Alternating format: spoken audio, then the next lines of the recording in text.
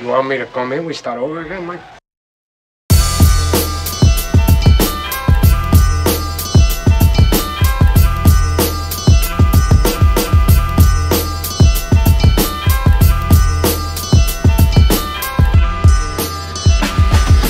MCs reaching for my style, I leave alone. He's no pretender, he won't surrender. MCs reaching for my style, I leave alone. Heard it all before and ain't impressed with shit. MCs reaching for my style, I leave alone. He's no pretender, he won't surrender. MCs reaching for my style, I leave alone. Heard it all before and ain't impressed with shit.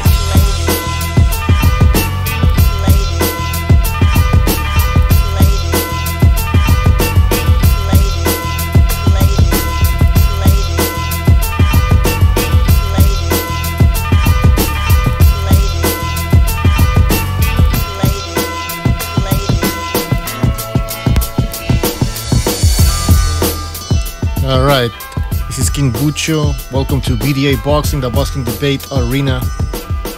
I'll be your host for today, Mr. BDA. Maybe he will make it later on, but he's working on other projects. He's working on, well, he did the trailer that we just showed you, I think it was yesterday or the day before yesterday, and he's working on Mikey Garcia versus Spence Jr. fight analysis videos. So this is, maybe he needs a break because he's working on that. So we'll see if he comes today. We have Stu on the line, so let's introduce him right away. I wasn't bad though. I told you what's going to happen to Price. I told you he's going to be sleeping. I told you the ambulance is going to come. The oxygen mask is going to come out. I told you he's going to miss the main event. I told you all them things were going to happen. All right, what's up, man? Yeah, what are you saying, bro? Oh, can you hear me? Yeah, I can hear you. I didn't hear. Did you play my intro? Because I didn't hear it. Yeah, I did. I didn't hear a thing of it. Huh? Can you hear this? Let me break it down. Let me break it. Oh wait. Let's see. Can you hear this? Because you are a disgusting fat body. No, I can't. I don't know if they're in the chat can, but I can't hear anything. Let's see. Can you guys in the chat hear the soundboard? That's the spirit. Thank you. Thank you for your honesty. You fucked up slag. You fucked up slag. Anyways, I think I know what the problem is, but I don't want to fuck around with this shit. Yeah, the people in the chat can hear it. It's just. Yeah, it's the Hangouts. I have to do something, but I don't want to touch it right now because it might make it worse. Anyways, all right. Let's talk about Usyk, and well, let me just read what I wrote here. Usyk is looking to fight Povetkin or Luis Ortiz. His promoter says that there's a 70% chance of Usyk moving to the heavyweight division. And so those are the options right now. Apparently, Baby Miller and Joseph Parker already turned down a possibility of fighting Usyk. So there you have it. Usyk is the real deal. He's trying to go to the heavy division and not just fight anybody. He's trying to fight a guy like Luis Ortiz and Alexander Povetkin. So what are your thoughts on that, Stu? Well, for a start, he's putting Baby Miller to shame already, and he's not even had a fight in the heavyweight division. No surprise in Baby Miller turned that fight down. I mean, I'm not sure if he's got the Joshua fight in Madison Square Garden, so that might be the reason. But about Usyk, saying he'd spark him out and say, if that's the case, Baby Miller, if you haven't got Joshua on April, then take the fight. You know, take the fight. Stop talking and take a decent fight for once. So on that one, Luis Ortiz is a massive fight for him, really. You know, I mean, to go up straight to heavyweight and fight Luis Ortiz, I mean, that just shows you what sort of fighter Usyk is. You know, we've got a lot of duckers in the heavyweight division at the moment, and Usyk certainly isn't one of them. Yeah. And pulling out Ortiz, I mean, that just shows you the kind of guy he is. And I actually mentioned Povetkin when we was talking about fights for Usyk in the heavyweight division. I actually mentioned Povetkin in Russia for the first fight. So I actually said that months ago. And I think that'd be a massive fight for him. He'd get paid very well. and I think he'll school Povetkin. So yeah, that's my opinion on that. And I think his promoter also said that, I mean, Povetkin is a small heavyweight, and so that's a more winnable fight than fighting. Well, this is what where I got confused, because he says Povetkin is a small heavyweight, so it's a more winnable fight than if Usyk fought top contenders such as Dylan White and Baby Miller. So, were they trying to fight Baby Miller then, or not? You know what I mean? I'm not sure. You just don't know. But the facts are, any one of them names, if he takes them, it's a massive fight for him, and it's a big jump up. A lot of people look who David Hay fought when he stepped up. I mean, was it fucking Monty Barrett or something like that? Do you know what I mean? So this just shows you what Usyk's wanting to fight the best straight away. He's not going to get a Joshua fight straight away or a Fury fight. So he has to go after the best of the rest, and that's what he's doing. And you know, you just got to give him credit for that. And I think he can win them fights. To put this here. Yeah, me too. And so you don't think that he needs a tune-up against, you know, a lesser opponent? Yeah, I'd like to see him in there with, say, I don't even know what a tune-up is, because in the heavyweight division you've got a group of decent fighters, and then it's just trash after that. So there's probably 5 or 6 decent fighters. Maybe a Pulev would probably be a warm-up fight for him. Would he? I don't know. We don't want him to fight someone like Dave Allen or Price, do we? Do you know what I mean? We want yeah, there's no point. Yes, I'm not sure what a tune-up fight is in that division right now. Maybe a Pulev fight. That if he's the sort of guy that'll go to Bulgaria and beat Pulev on his own turf, because that's what Usyk does, and that'd be a big fight in Europe. I'm not sure if it's a big fight in the world sort of thing, but yeah, I mean, there's options for Usyk right now. Yeah, and we have to understand that Usyk is with Matchroom Boxing now, correct? Yeah, that's right. Yeah. So I guess, you know, Eddie Hearn is gonna have to calculate here. I mean, what, like, for example, where does Eddie Hearn want Baby Miller to go? Like, does he want him to fight Joshua or fight a guy like Usyk? And then again, you have to think also about Baby Miller. Now, if you're Baby Miller, what do you want to do? Do you want to fight Usyk, or do you want to have big money fight against Anthony Joshua? You know what I mean? And maybe you might lose against Usyk, or you might look bad, and then maybe people won't want to see you fight AJ anymore. So I think it can be kind of understandable that Baby Miller doesn't want to fight Usyk. I don't blame Baby Miller for taking the AJ fight ahead of Usyk. I don't blame him. Now what the ins and outs are on that. But if he hasn't got a fight with Josh on the April the 18th, then why wouldn't he want to take the Usyk fight, Baby Miller? He's talking about he's the best guy around, and he said he'd smash Usyk to pieces. So if that's the case, take the fight. But right now, if the Joshua fight's there for him, I understand. But like I said, he needs to step up. I mean, he talks a good game, but he's fought more cans than all of them. I mean, he is the can basher. He is, Baby Miller. Yeah, he is. Well, by the way, we have Guerrero de la Info in here. You want to join us, man? Are you there? Going once, going twice, going through. This guy, I think it's Guerrero de la Info. I don't know. They show up and then they don't even fucking talk. All right. What else did I write here? Oh, yeah. I don't want to get into that. Ortiz, now let's see. Okay, so the promoter said that Povetkin is a small heavyweight, but more winnable fight, blah, blah, blah. But then he goes and talk about Ortiz, and he says Ortiz is a southpaw, but Usyk is a southpaw as well, and they don't think that Ortiz is used to fighting southpaws as much as Alexander Usyk.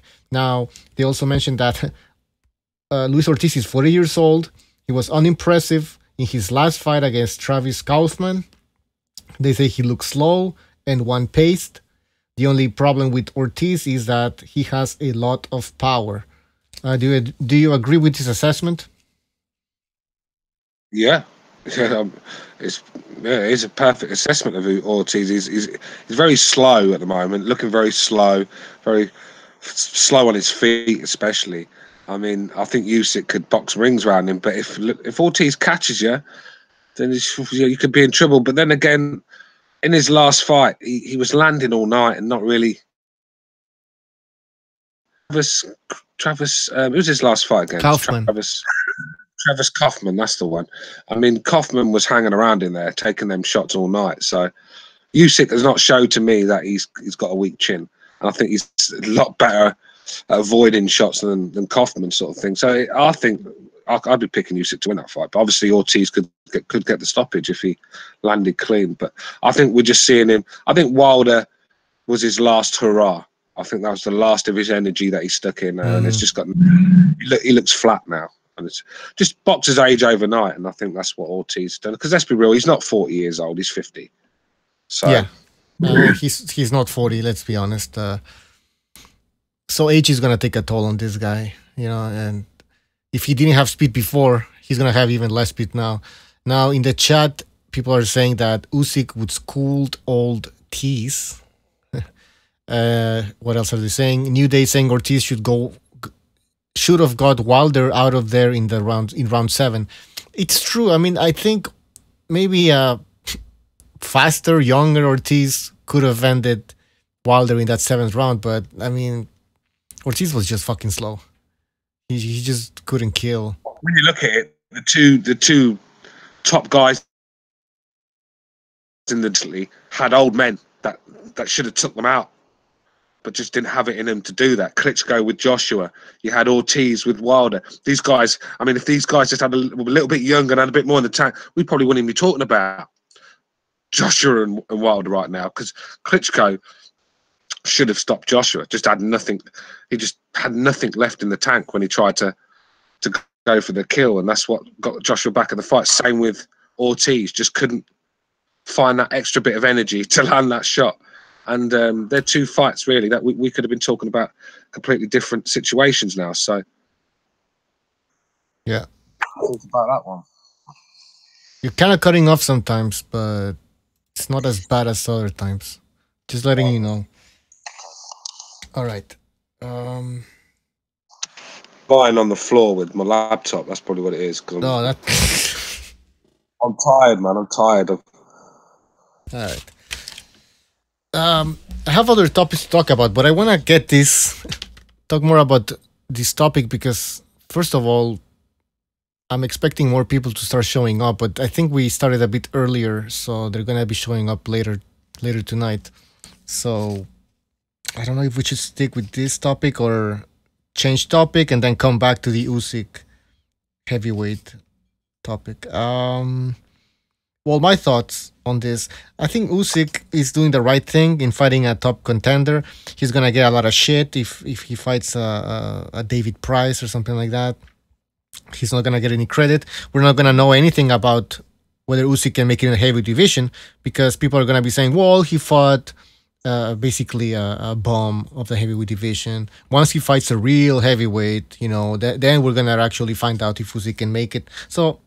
Okay, fuck it. Just have Usyk fight a top heavyweight and see if he can make it. If he can't make it at the heavyweight division, then okay, whatever. Go back down to fucking cruiserweight or something, whatever. Don't waste any fucking time. All right? Go for the big test and we'll see if Usyk can make it. Yeah. As far as Povetkin, that's a good fight. Povetkin is 6'2", Usyk is 6'3". Good fight. Povetkin has more speed than Luis Ortiz. So I don't know. People are saying that Luis Ortiz is the biggest test for Usyk, the most difficult fight, sorry. I disagree with that. I think it would be Povetkin, in my opinion. Luis Ortiz, like you just mentioned, Stu, in my opinion, is very slow. The guy is probably 50 years old. I don't think... And people are... By the way, Usyk is not going to be as small as people think. All right? I'm just telling you that right now. This guy's going to be 220, 225 with speed. And... I'm probably sure if he wants to, if he sits on his punches, he can hurt you. So I think it'd be a similar. Go ahead. I think breaking down a Povetkin fight with Usyk would be pretty similar to breaking down the Ortiz fight. It's going to be a puncher's chance for him, sort of thing. It's going to be Usyk doing all the boxing for that one punch, because even though Povetkin has got basic. You're breaking up, man. You're really breaking up now. Yeah, I'll come back on. I'll come back. All right, that's fine. By the way, people, I was gonna say that Luis Ortiz is a southpaw, but like the promoter said, I think Usyk has much more experience fighting other southpaws than Luis Ortiz, and Luis Ortiz is just too slow, man. He's gonna be chasing Usyk around. I see Usyk winning a decision. I don't see Luis Ortiz landing anything significant. I mean, Kaufman, this guy was slow as fuck, and Ortiz, took his fucking time with this guy. I mean, until he finally stopped him. So I don't think he will even come close to catching Alexander Usyk. All right, let's read some of the comments here. The Shepherd's Son says Povetkin is highly skilled and sharp as fuck. Oh, sure. Yeah, Usyk will have to be careful. All right. The Mr. Cox says a lot tougher. John Doe says 78 pregnant. I just don't know if the baby's Floyd or Luis Ortiz. Nicola Ferrari says Usyk is probably going to be around 230 pounds at heavyweight. I don't know. I hope not. Well, he's 6'3".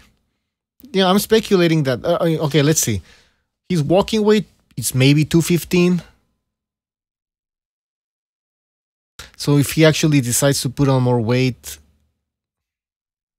I don't know. I don't think he should be at 230. 230 would be maybe too much. I think that Usyk has to keep his speed. So, but who knows? Maybe he can pull it off. I'm not a fucking expert on this.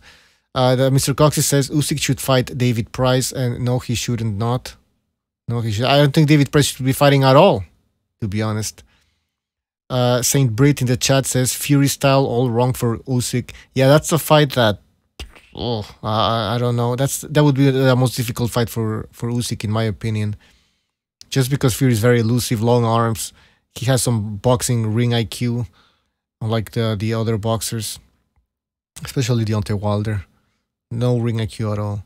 And by the way, I'm gonna talk about that video that I made later on.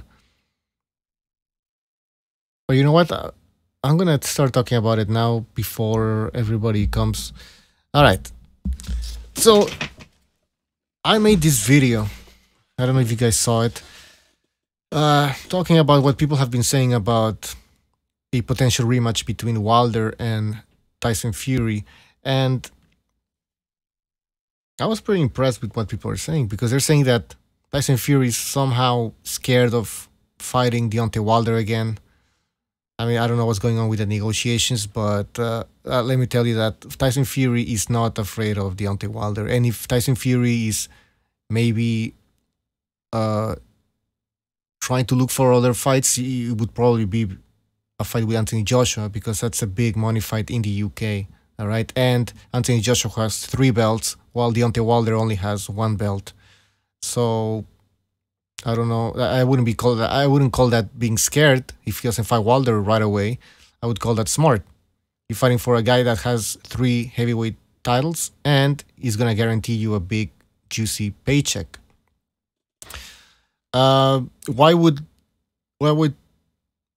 Tyson Fury be afraid of a guy like Deontay Wilder? You know, he's afraid of what? Getting knocked out? He already fought the guy. People were saying that if Tyson Fury goes down, he's never going to get back up. Well, he got knocked down twice and got back up,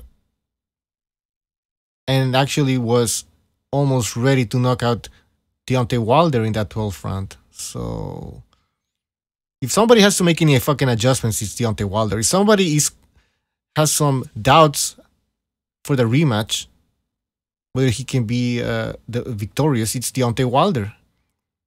His whole thing was to just, well, I'm gonna go there and knock this guy out.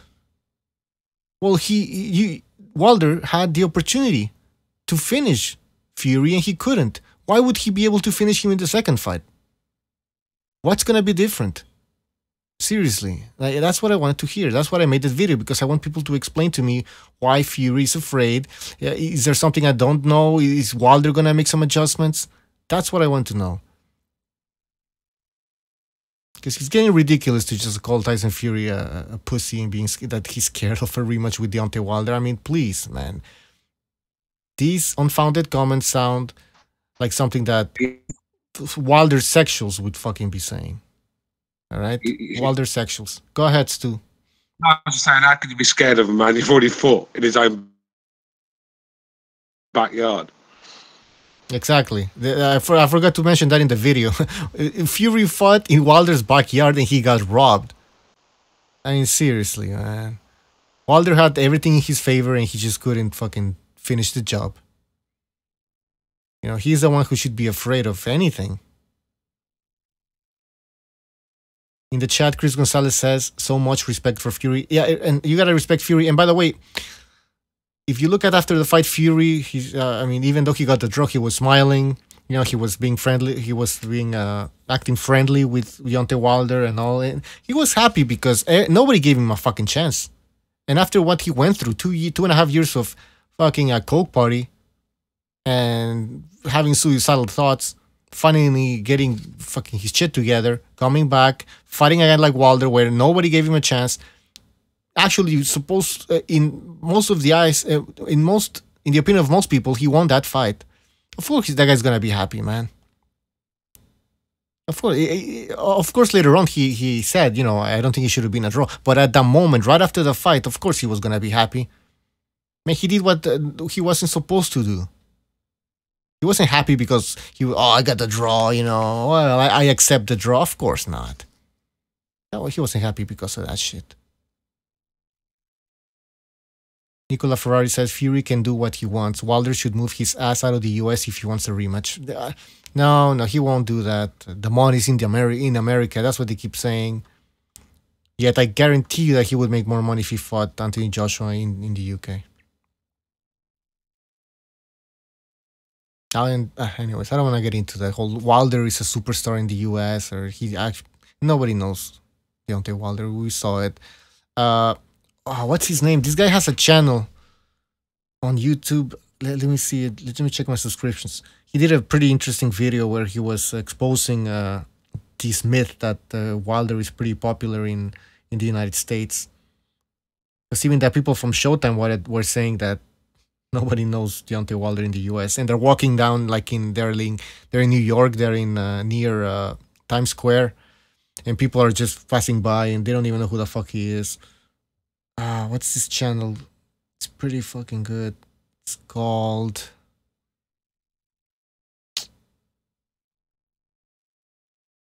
Bruce fucking Vane. It's called Bruce fucking Vane with a V. Guys, check that channel out. I'm gonna put the link in the description. It's pretty good. Yeah, Luke Peterson. Yeah, Bruce Vane. This guy makes excellent videos. You guys should watch his content. This guy exposes the LDBC, exposes all the fanboyism that exists. By the way, I don't have anything against fucking Wilder. You know, people go, oh, you hate Wilder. I don't care, man. I watch his fights. I've always watched his fights, and I always look forward to watch his fights because the guy is exciting. Even though he has zero skills. He has that power. You never know if he might go down because he's so wild. So he's an exciting fighter. It's an exciting thing to watch. So I don't have anything against fucking Wilder, but I'm just telling you, what I think about his fans. Oh, by the way, yeah, maybe I dislike Wilder when, his brother's acting all ghetto, or when Wilder says that he wants a body, he wants to kill somebody in the ring. I don't like that type of shit, that type of talk. But other than that, I don't have anything against the guy. Let's see, the Quack says Bruce is the man. Yeah, very good channel. I'm gonna post the link in the description at the end of the stream, so you guys can check him out.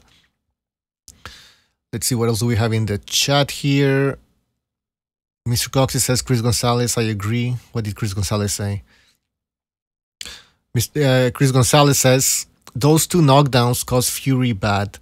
Well, of course, they're gonna cause Fury bad if the judges are not watching the fight. If they're scoring something else, of course, those two knockdowns are gonna make it even fucking worse.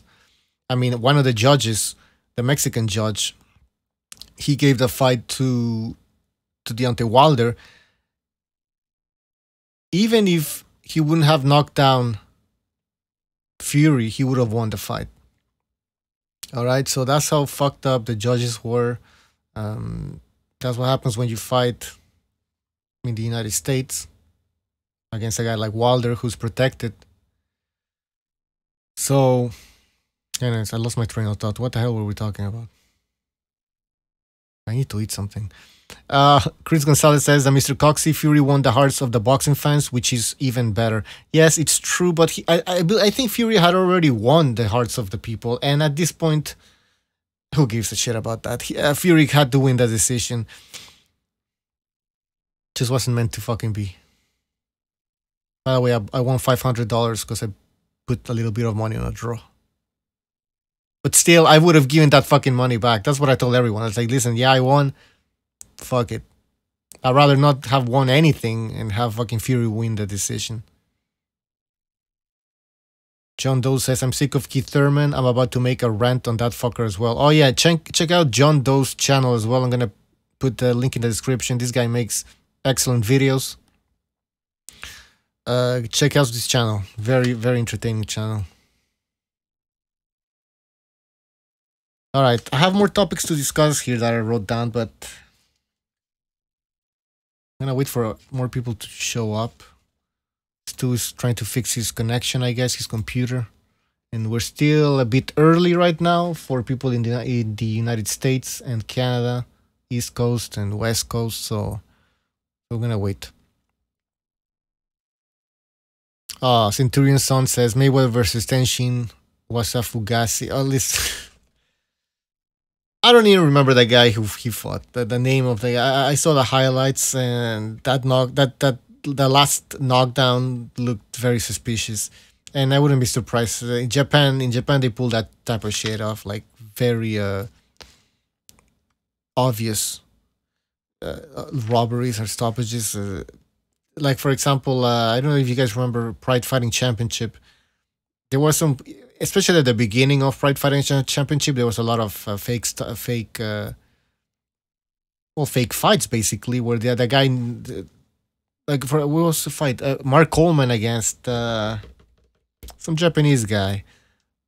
Even you had fucking Mark Coleman tapping out, and then he would look so fucking fake, and eventually, like years later, Mark Coleman admitted that he was paid to lose. That's in Japan. In Japan, there's no fucking rules. They don't hide it. They don't hide it at all. Okay, we have Stu Little who's back. Yeah. Are you saying something? What's happening? All right, I think now it's better. All right. Yeah. So yeah, some people want us to talk about Mayweather against that Japanese guy. What do you think about that fight? Do you want to talk about it? Anything to say? Well, there's not a lot to say. It was a fucking farce, wasn't it? It was garbage. Oh, it's terrible. I mean, that Japanese guy, he sure knows how to fucking take a dive, doesn't he? Yo, what the fuck was that, man? Strike Grind Radio says in the chat, Stu Little versus Fanon or Fanon. I don't know how to call it. Fanon, French Fanon. Fanon, isn't it?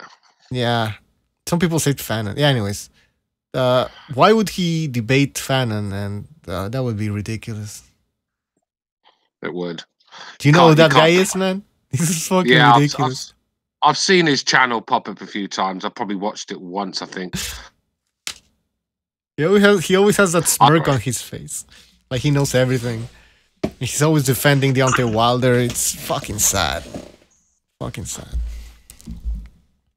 Yeah.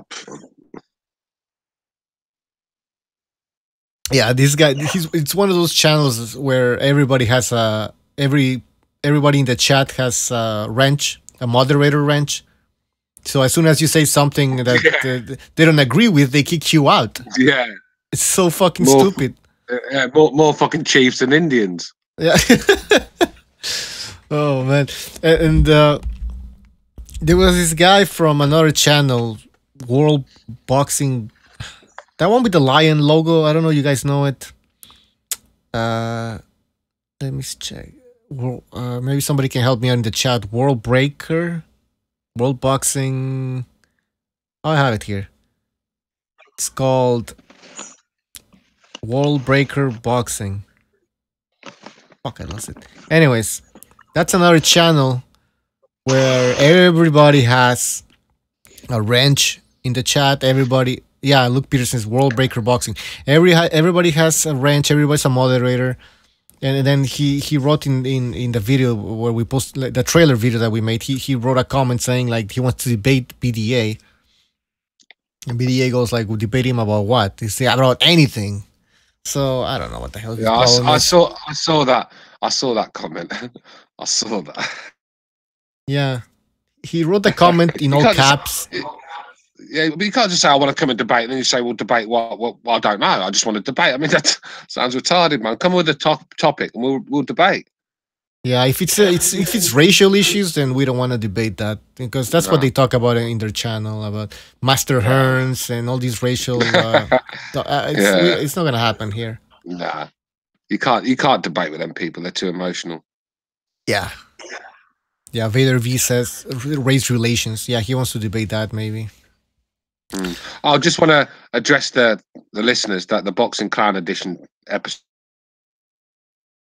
So I've sent it to Butcho, so he's just got to do a bit of editing and then it's done. What's it about this time? Well, the Boxing Clown Edition, episode 2. Yeah. Low place. Oh. Oh, yeah. That's the one that you were supposed to... Yeah, it's the one I was meant to post a little while ago, but I just didn't have time to...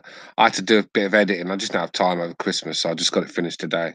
Oh, perfect. Yeah, I got it now. I'm going to listen to it later, and I'm going to start working on it. So stay tuned for Stu's Boxing Clown Edition, episode 2. You know, everybody loves Stu's rants, man. They're the best. Yeah. I mean, yeah, but there's a few clips in there. I had a bit of fun with Low Place. I mean, he's a sort of guy you can have a laugh with. There's many great clips of Low Place that you can use for your content, shall we say? Yeah, but I'm getting tired of that guy. Let's be honest. It's fucking. Yeah, it's enough. He's in the chat, and we allow him in the chat. See, this is how BDA boxing works. We let people in the chat.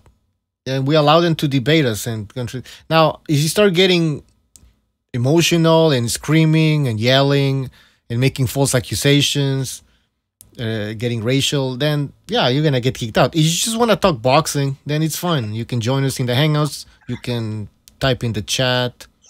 That's pretty much it, man. We don't have any fucking problems. I'll tell you what though, L dude he's gone to new lows, isn't he? Old dude, that guy, man. Disgusting human being he is. Yeah, Low Place is just insane. I mean,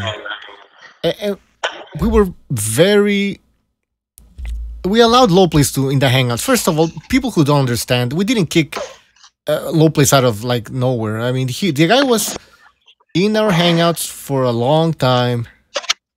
We disagreed with Stevenson, his #1 pound for pound, but we allowed him.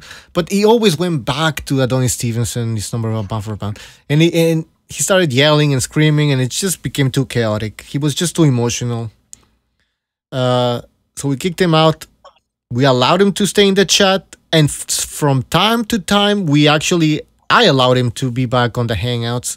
But he always ended up with him yelling and screaming, and just, he was toxic.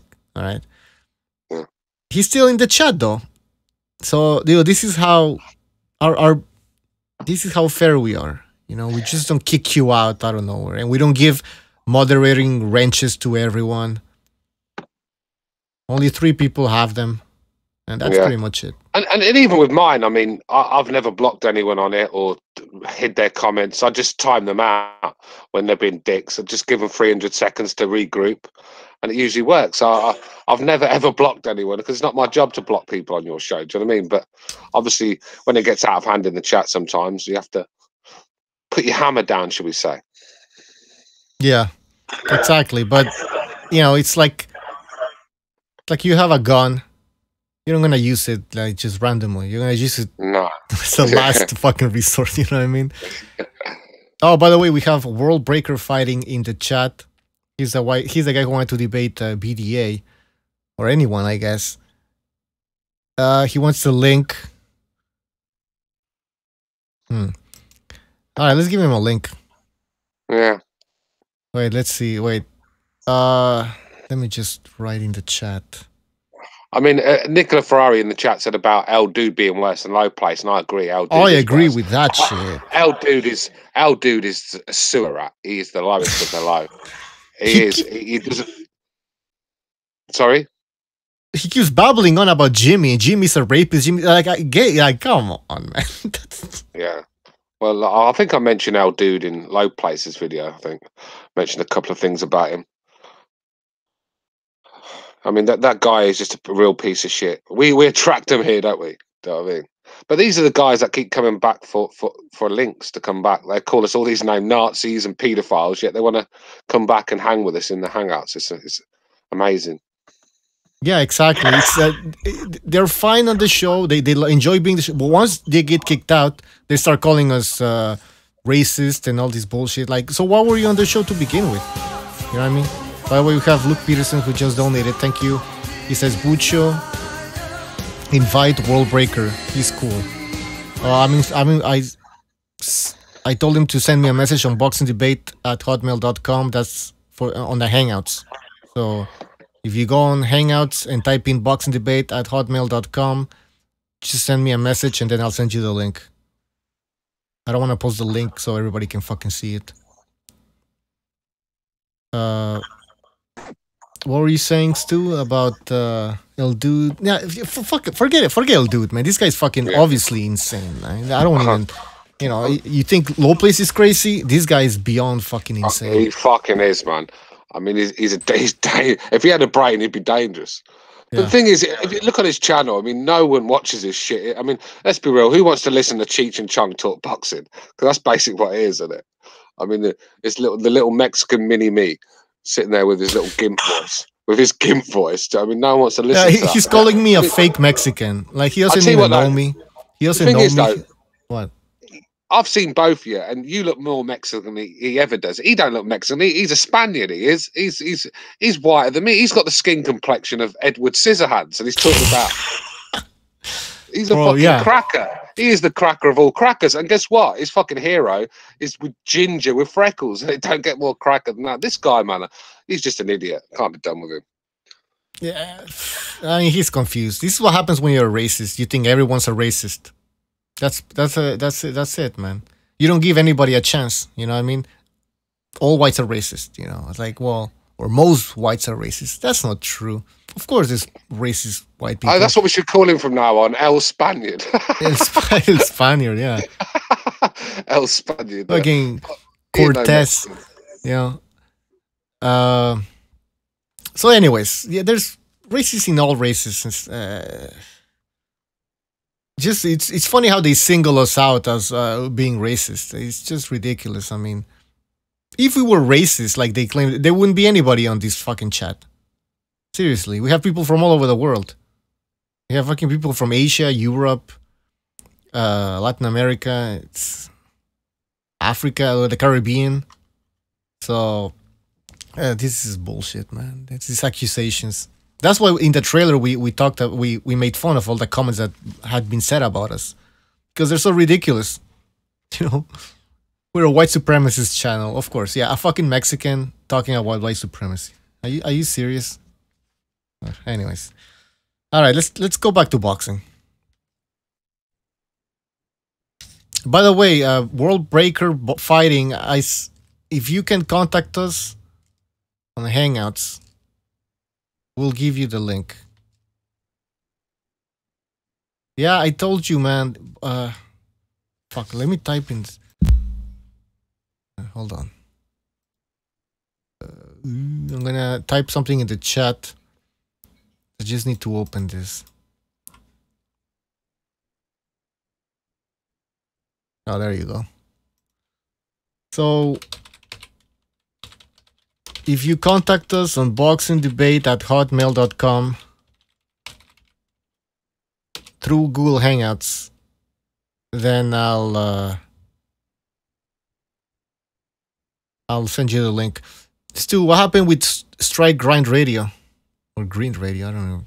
he's playing the snowflake, isn't he? Because I said I'm out of order because I assumed what a Mexican should look like. I mean, it's just a bit of banter, for fuck's sake. What is wrong with this is have a bit of sense. Listen, at the end of the day, old dude's the one coming on here calling Butcher a Pakistani. So get your fucking facts right. To come on, at least know both sides of the story. It's a bit of banter, and you're crying in the chat. So I'll give you a little timeout, 300 seconds to regroup. Come back, a man, and talk boxing, or you'll get another timeout. I hate little whiny little bitches. Butcher. That's the thing. This is what I hate. You can't make any type of jokes anymore. Like they're racial or stuff like that. I mean, the girls some fucking balls. I mean, like, I'm not talking about that guy specifically. I don't know what he said. I don't know if he was joking or whatever, but... No, but he's getting all butthurt because I was having it's a bit of banter about L Dude. I mean, L Dude has come on here and called people paedophiles, Nazis, that's Pakistanis. So I mean, yeah, I say he's a Spaniard. And I mean, that's the thing.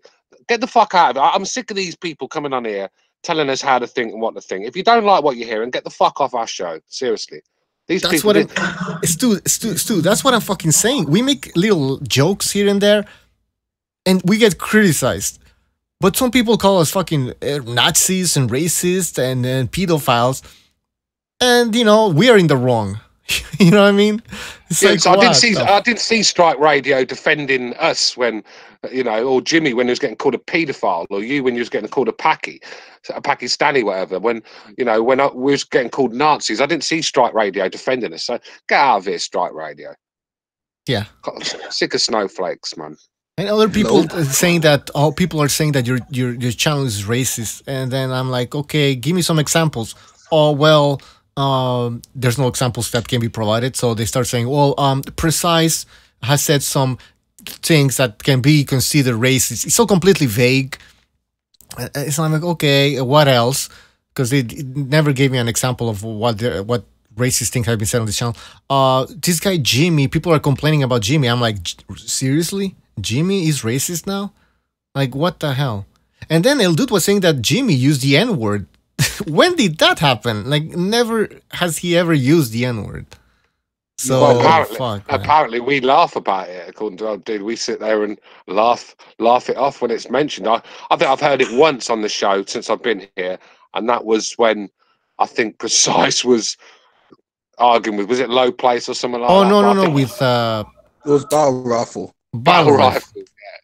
But I don't think it was the context. The context was probably not the aggressive racist version sort of thing. Yeah, but nobody just throws the... I don't even use the N-word. You don't use the N-word.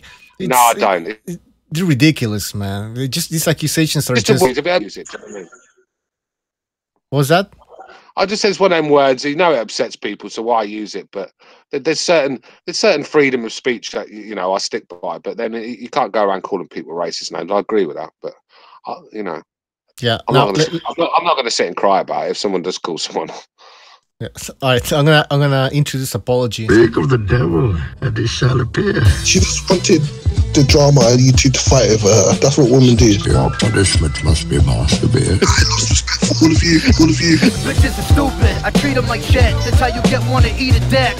Never be sweet to a bitch. By the way, Apology. If you can't, did you hear your introduction? No. Okay, yeah. So there's a problem right now with the Hangouts. You can't hear what we play. So, anyways, you've been introduced, so you are welcome on the show now. What's up? Cool. I heard your conversation. Yeah, it's pretty fucked up what they're doing. It's like targeting us when we're just here to talk boxing. We have a laugh now and again, but at the end of the day, it's all banter. But apparently, in this day and age, you can't even do that.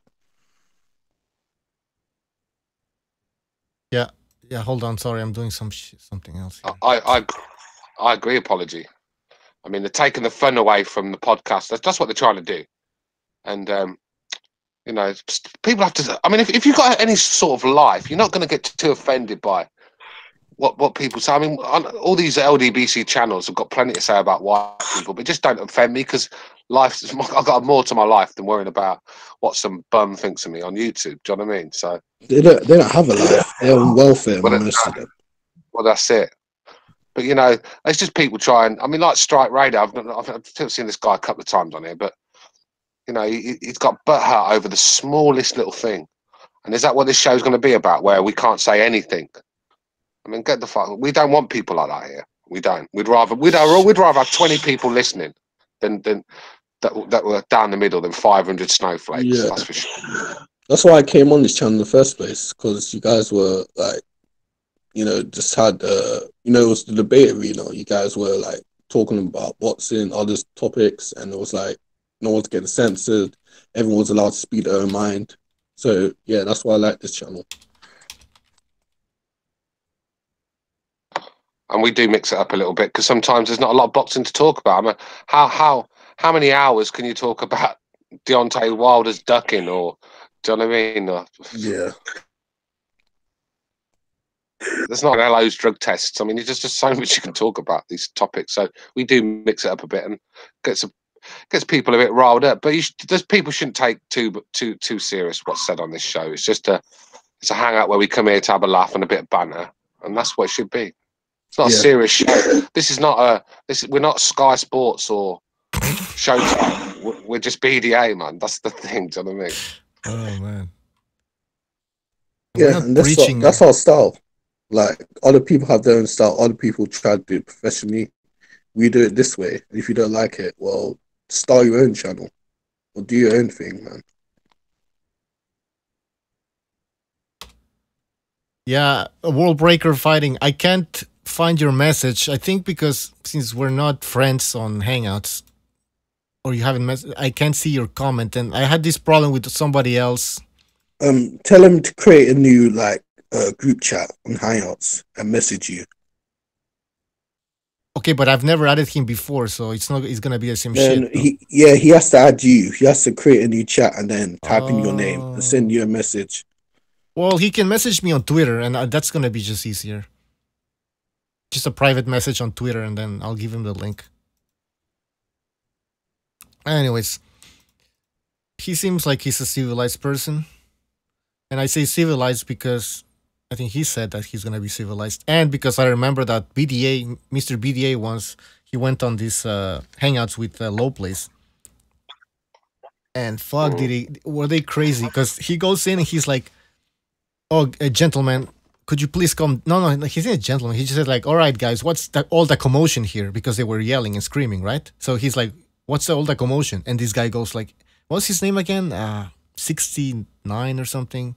Anyways, he's like, oh, what's all this? Calm down. It's just because we're black. The white man comes in and tells us like, what? I had some beef with that guy a while ago. 69? Yeah, he was insane.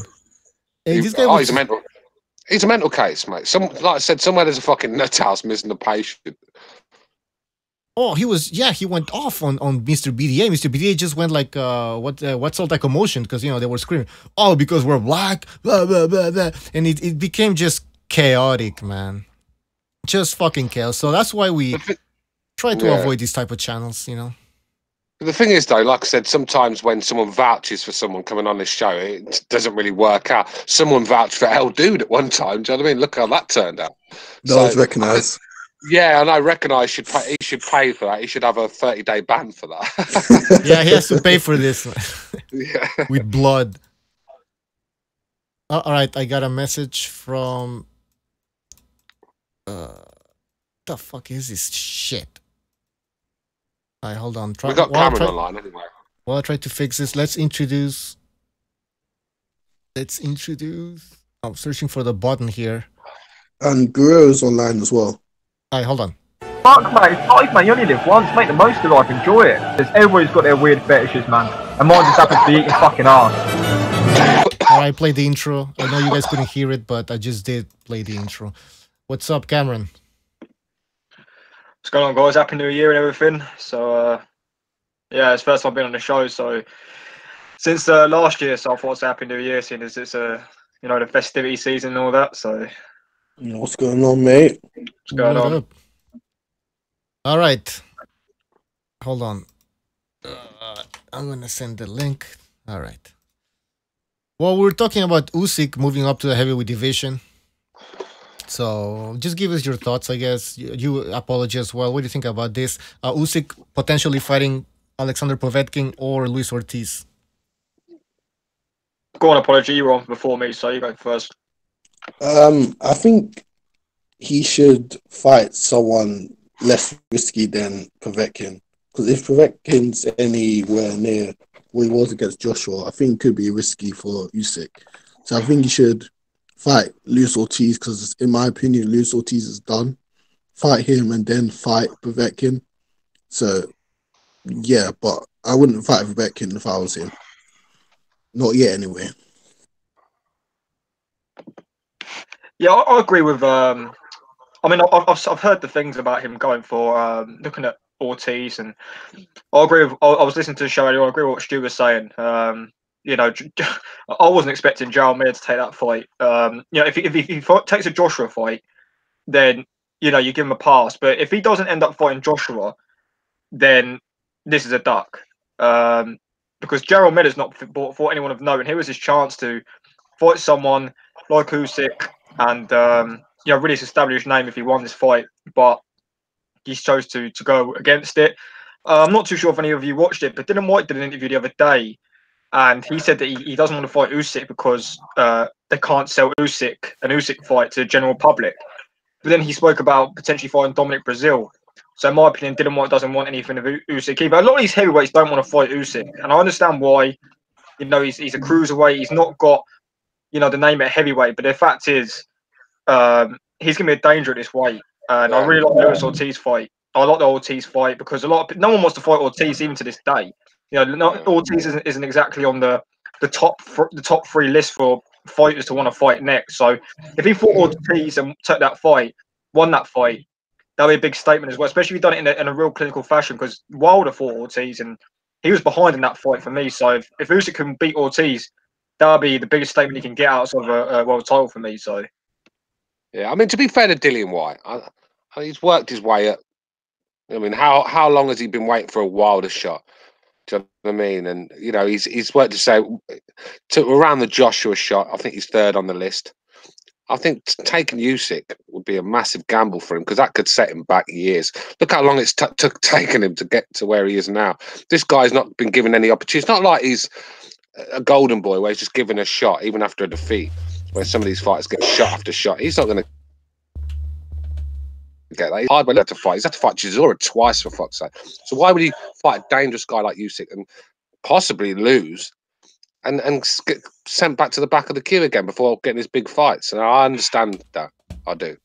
Yes, from that point of view, I understand that as well. Because he's been waiting for a world title shot for a while. I mean, after beating Parker, he deserves a world title shot. I mean, out of all the contenders, he's on the best win streak. He's beat the best names over the last sort of 12 months. So if anyone deserves a world title shot, it'd be him. I mean, I wouldn't be against. I mean, I don't want to see. I want to see obviously the unifications, but we spoke about it so many times. But I wouldn't mind seeing Dylan White get the Joshua fight. If Joshua's not going to unify, White out of all the contenders deserves that title shot. So I hope he does get it. By the way, we have World Boxing Breaker, or what's it again? World Breaking Fighting. I don't know what it is. Wait. Hello, how you doing? It's World Breaker Fighting. Yeah, sorry, yeah. What's up, man? Hey, nothing much. I got a bunch of instant messages saying that you guys were discussing me and Fanon International Boxing. Welcome, guys, fellow boxing enthusiasts. How are you guys? Pretty good, pretty good. I don't think I've discussed your channel. By the way, we're multiple people who run this channel, but I've never talked about your channel, and Mr. BDA hasn't either. I've mentioned Fanon, whatever you call him, and I completely disagree with this guy and his fucking agenda. But your channel, I don't know. I know about you because Sean Newton has been mentioning your channel a lot, and I follow Sean Newton, so understood. Completely understood. Well, in private, Sean Newton and I have kind of squashed whatever was going on. This is the thing. I'm an adult, and you know, I'm not really the person to get into YouTube beefs with anybody. That's not my thing.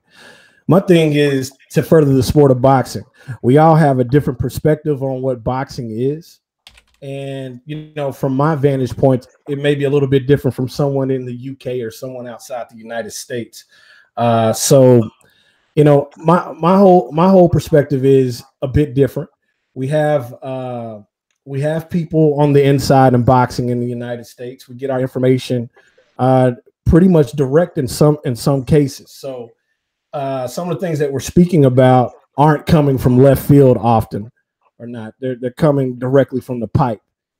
Sometimes the information's on point and correct. Sometimes the information is not on point. So, you know, it is what it is. But yeah, that's the only reason why I appeared, guys. And again, I wasn't told that you guys were talking derogatorily about my channel or Fanons. I was just saying, hey, they're talking about you guys. So I just wanted to make an appearance. I had never heard of you today. Actually, I think your name was mentioned earlier, but I'm not sure. Someone mentioned you. I think in the chat they're saying precise mentioned, but I don't think it was. I don't think we were saying anything bad about your channel because we don't. No disrespect, but we didn't really know who you were until today. Yeah, I'm a new channel. We definitely will check you out, and you're always welcome on this show, bro. Do you know what I mean? Yeah. Now, according to my cohorts that messaged me, they told me that you guys' perspectives are a bit different than my own, which anybody that knows the channel knows that I welcome different perspectives. You guys mentioned Low Place. I've had Low Place on my show until it was intolerable to have him on my show. So, you know, it comes to a point where Low Place gets to a point where he disagrees just to disagree, no matter what the perspective is. Typical Low Place. I thought you were saying that our perspectives are a bit different to yours, but when it comes to Low Place, all of our perceptions are exactly the same. Yeah, but he plays the devil's advocate. That's what he does. Well, he just likes to be different from everyone else. Did he call you a racist? Devil's advocates usually have some level of sanity, and I don't necessarily believe. And I'm not being disrespectful. I just really honestly believe that there's an issue there. So you know, when you're out to disagree, no matter what, that means there's an issue there. I can understand having disagreements based on philosophies. I can understand having disagreements based on information. Even people who have an opinion, who have beliefs. But at the end of the day, I'm a big believer of facts and beliefs. There's a big difference between a belief and a fact. And however, wherever the facts are coming from, they only come from one source ultimately, whatever that particular fact or belief is coming from. So your objective as an individual is to find that. On my channel, it's a little bit more. I have facts, but then I'll give you my opinion. I often state that. So, you know, I've never heard of your channel until today, so I don't have an opinion. I don't have an opinion to carry out any type of respite. I'm here clean slate. I know that some of the people that messaged me, they had their opinions, but you know, I'm really one of those people. I'll form my own opinion based on what I hear. If I agree, you know, I agree. If I don't agree, I don't agree. I'll let it be known. But you know, I'm not in the business of really bringing down the channel. I know the Sean Newton incident. Sean Newton had, when I started, I think I had maybe 100 subs. I started back in May, and Sean Newton had been on my channel. Hey, you shouldn't be a part of the LDBC and this and that. They're like this and that. Well, this is the thing. The LDBC is made up of hundreds of channels. No one generally agrees with one another. We all have different educational backgrounds, experiences. I'm a business guy outside of YouTube. You know, I have my own things going on, but I love the sport of boxing. I was an amateur boxer. I came up doing this. I love it. When I saw the YouTube forum, I learned it, and I brought my channel along slowly. AA Boxing and Blunts is one of my subscribers. Who else? British True Box Fan is one of my subscribers. So yeah, I have a different perspective than a lot of people, but I look at it for what it is. Right now, Anthony Joshua is problematic for me, but if Deontay Wilder was doing the same things, I think I would be just as forthright and forthcoming with it. I try not to. I try to judge by actions and by facts, not by opinions and beliefs. So that's kind of where I come from with it. If people disagree with it, so be it. My skin is thicker than 10 elephants, so I'm not worried about it. All right. Okay, I have a question for you. Yeah, I mean, we'd be definitely the other side of the coin sort of thing. When we don't really agree with a lot of the things they say. And I know you said that there's a diversity about the LDBC with opinions, but I haven't really seen that. I've seen a few guys stand out now and again and say how it is, but most of them stick to basically what 78 Sports TV has to say, and they just follow him around like sheep. And this is our problem with them. And a lot of these guys will probably text you and say that we're Nazis over here. But if you actually come on this show and chat with this boxing, you'll see the panel. It's just diverse as you get. So a lot of these people have bad things to say about it. So probably people that we've kicked off this show for being disruptive, like Low Place, one of them.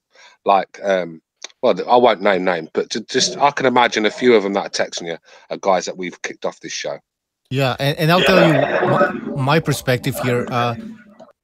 Of course, a lot of people use the hashtag LDBC, and I don't think it's unified ideology. It's not an ideology per se. It's just a group of people who, for the most part, this is what I understand, support African American boxers, which is fine. I mean, you can support whoever you want.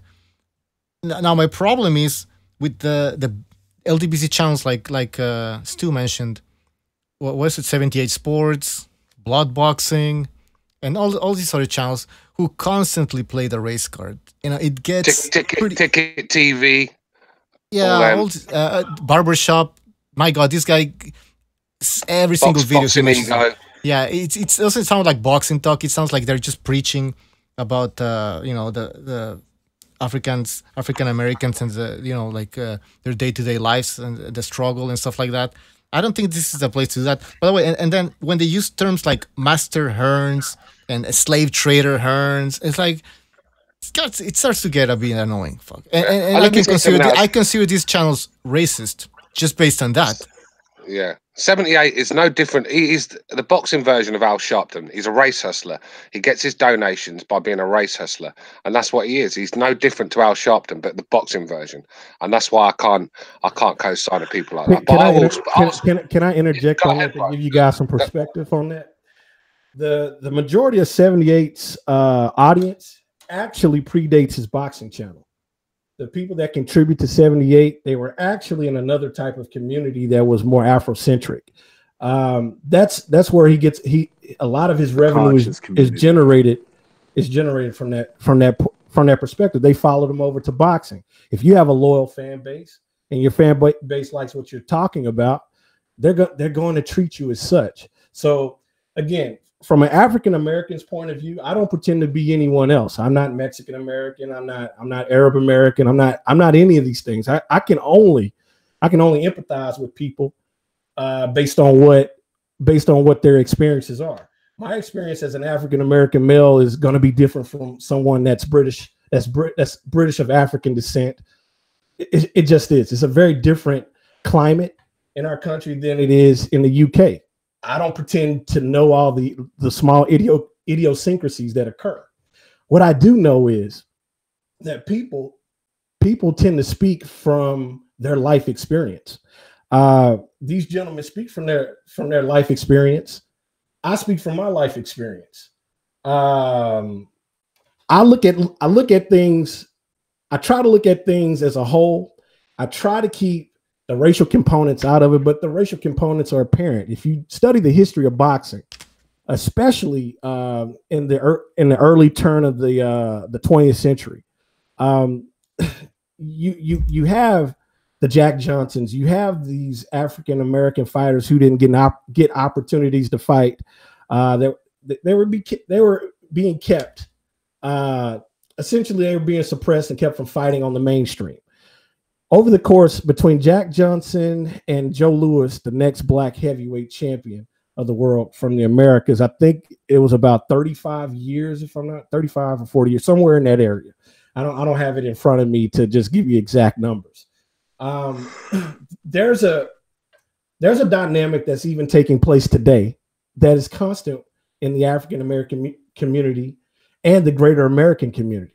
We still suffer discrimination that permeates throughout our daily talk. So people talking about what they want to on their channel, that's totally what it is. Your channel, you talk about what you want to talk about. I talk about what I want to talk about on my channel, so on and so forth. You know, the thing is, we have this option. We don't have to listen to each other. You know, we don't have to, but at the end of the day, we're listening to each other to find out what's going on, because we all have pieces of boxing. We all have pieces of perspectives on boxing. You guys being from the UK, I'm not going to assume that all of you are from the UK, but you guys would favor your fellow citizen. It's only natural for me to favor a fellow citizen or somebody. I like fighters that are international as well. But my co-host Curtis Anderson, who's considered amongst many outside the LDBC and within the LDBC as a boxing encyclopedia. If you knew some of the people that have been his tutors, you'd be amazed at this man's perspective. So again, my whole motive getting into boxing is to further the sport in boxing. I'm not a big fan of sanctioning bodies. I hate sanctioning bodies. I think sanctioning bodies are the truest manipulators of the sport. They're bought and paid for by certain individuals. It doesn't further what we want as boxing fans. So yeah, there's going to be salacious titles on my live streams and on my videos, but based on the perspective that I know and that I've been given, you know, people, and I see people in the chat disagree with what I have to say. Again, you don't have to listen to what I have to say. If you think that intellectually my perspective's off, it is what it is. You know, we're going to have different perspectives. So you're saying that your life perspective somehow my shapes boxing perspective. Oh, okay. I'm sorry. Yeah. Go ahead. Yeah, because you said your life perspective, you know, Right. Does it shape your boxing views? No, not necessarily. But what I was explaining earlier, other LDBC channels, their life perspective can shape how they approach their audience. The LDBC has a certain audience. That audience is multicultural, believe it or not. There are white people, there are Hispanic people, there are many different people. There's a gentleman named EBT who's Lebanese from Australia that I can think of right away that I often have discussions with. We're diverse camaraderie. Okay. The thing is, the majority of individuals in the LDBC are African American. I don't see anything wrong with that. I don't see anything. The YTB community existed before the LDBC. In fact, the LDBC came out of the YTB community. So again, what this all boils down to, when I look at it as a man who looks at it intellectually, looks at it from all the different perspectives, at the root of these things, it is a racial thing. It's a racial component, maybe even more so a nationalistic component to boxing. And I don't think that people see their small prejudices coming over the airwaves. I try to manage any that I have. You know, sometimes I call a spade, sometimes it's not that way. But if we can overcome our own biases, we can further the sport of boxing collectively and not individually. These guys. Go ahead. No, see, I agree with you, but it's just about, if you're a true boxing fan, that shouldn't come into your mind, because when Anthony Joshua fought Klitschko, I'm obviously a white British guy, but when Anthony Joshua fought Klitschko, a white European, I was screaming in the corner for Anthony Joshua that night to win the fight, because, apology, mute your mic, please, because it just didn't cross my mind that I wanted Klitschko to win that fight. I wanted the British guy to win. I didn't look at his skin colour. I backed my man. I'll keep it real. I thought Wilder would beat Fury. I picked Wilder to beat Fury, like Chris Gonzalez in the chat said, because I based it on skills at the time and lack of fights from Fury. And I thought Wilder was in better shape, and I thought he'd win the fight. And that's what boxing should be about. It shouldn't be, well, I'm going to pick Fury because he's the white dude. I mean, and that's my problem with a lot of channels. And I mean, they just can't dig deep enough in their heart to pick a guy that's not one of them. And you're not keeping it real, are you? It's just, I'm going to pick the white guy all the time or the black guy all the time. Then what sort of boxing channels are we going to become if we do that? See, but that's not always the case. No. Right off the bat, that's a generalization. There's many times where I've seen 78 pick white fighters. I pick white fighters. It's not a black white thing. To me it's a skill thing. And a lot of people mask. And again, I have a firsthand view of what boxing is. I amateur boxed 10 years as a kid, from 6 to 16. So, I've seen really skilled guys who I thought at the time were just phenomenal get dusted by somebody. Sometimes you get on a tribute for certain things when you analyze boxing. But what we see across here, I'm looking at your chat. Let me scroll back up momentarily. Somebody's, I think it said German, German Persian says 78 in blood boxing found a way to make money, feeding young black people's victim mentality, period. See, terms like victim's mentality for an African American, how is someone a victim when they are? You got to understand the history. Yeah, but sorry, Breaker. Okay. I actually want to stick up for German Persian here because I've been around this boxing YouTube scene for a long time. I remember Blood Boxing when he first came out, when he was doing video. I tell you how far back he did Calzaghe Hopkins post-fight videos and things like that, and that's how long he's been going back. And this guy was just great to listen to, a real historian.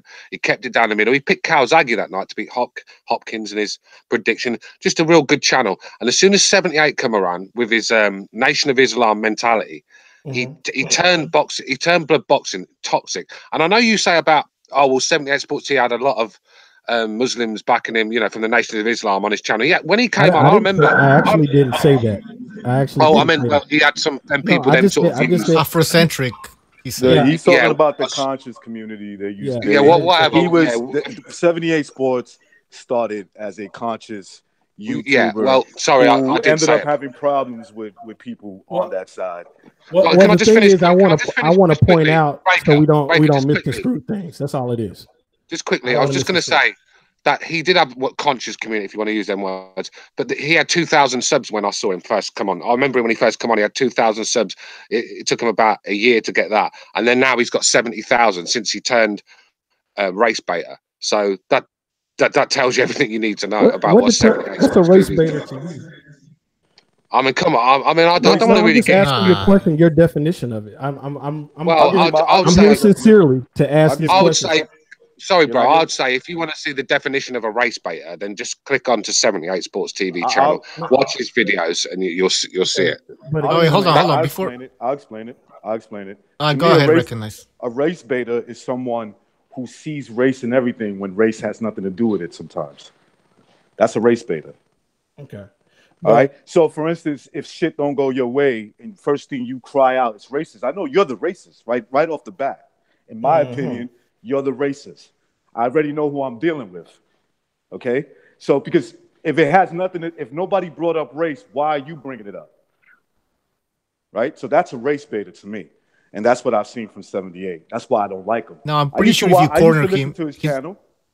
Sorry about that. I used to listen to his channel, and it was shit, in my opinion. Right? Like you said, you don't have to listen to it. I don't listen to a fucking thing he has to say because it's garbage. That's just my opinion. Hey, I don't care about how many subs. I don't care how many subs he has. To me, his content is garbage. Can I interject real quick? Go ahead. My co-host Curtis Anderson would like a link. Could I share that link with him? Sure.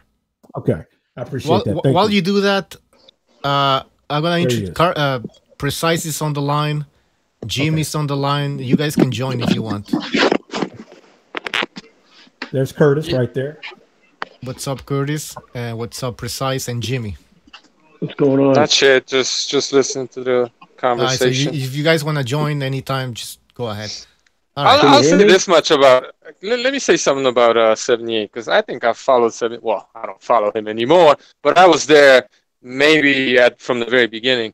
And as far as the definition of a race baiter, man, when somebody makes a video entitled two-part video series, maybe an hour long altogether, entitled "The Biggest Bums in the History of Boxing," and it's nothing but white boxing legends from top to bottom, that's a motherfucking race baiter, man. I don't give a shit what anybody got to say. Not just a race baiter, a motherfucking racist. Yeah. That's 78 for you, so fuck him, man. A motherfucker can't even predict the fight to save his life, so he should just stop taking fucking 10-1 underdogs just because they're black, man, because that's just retarded, man. But, you know, we could agree to disagree, obviously. Well, I want to say something. My name is Curtis Anderson. I'm the co-host with my host right here, World Breaker.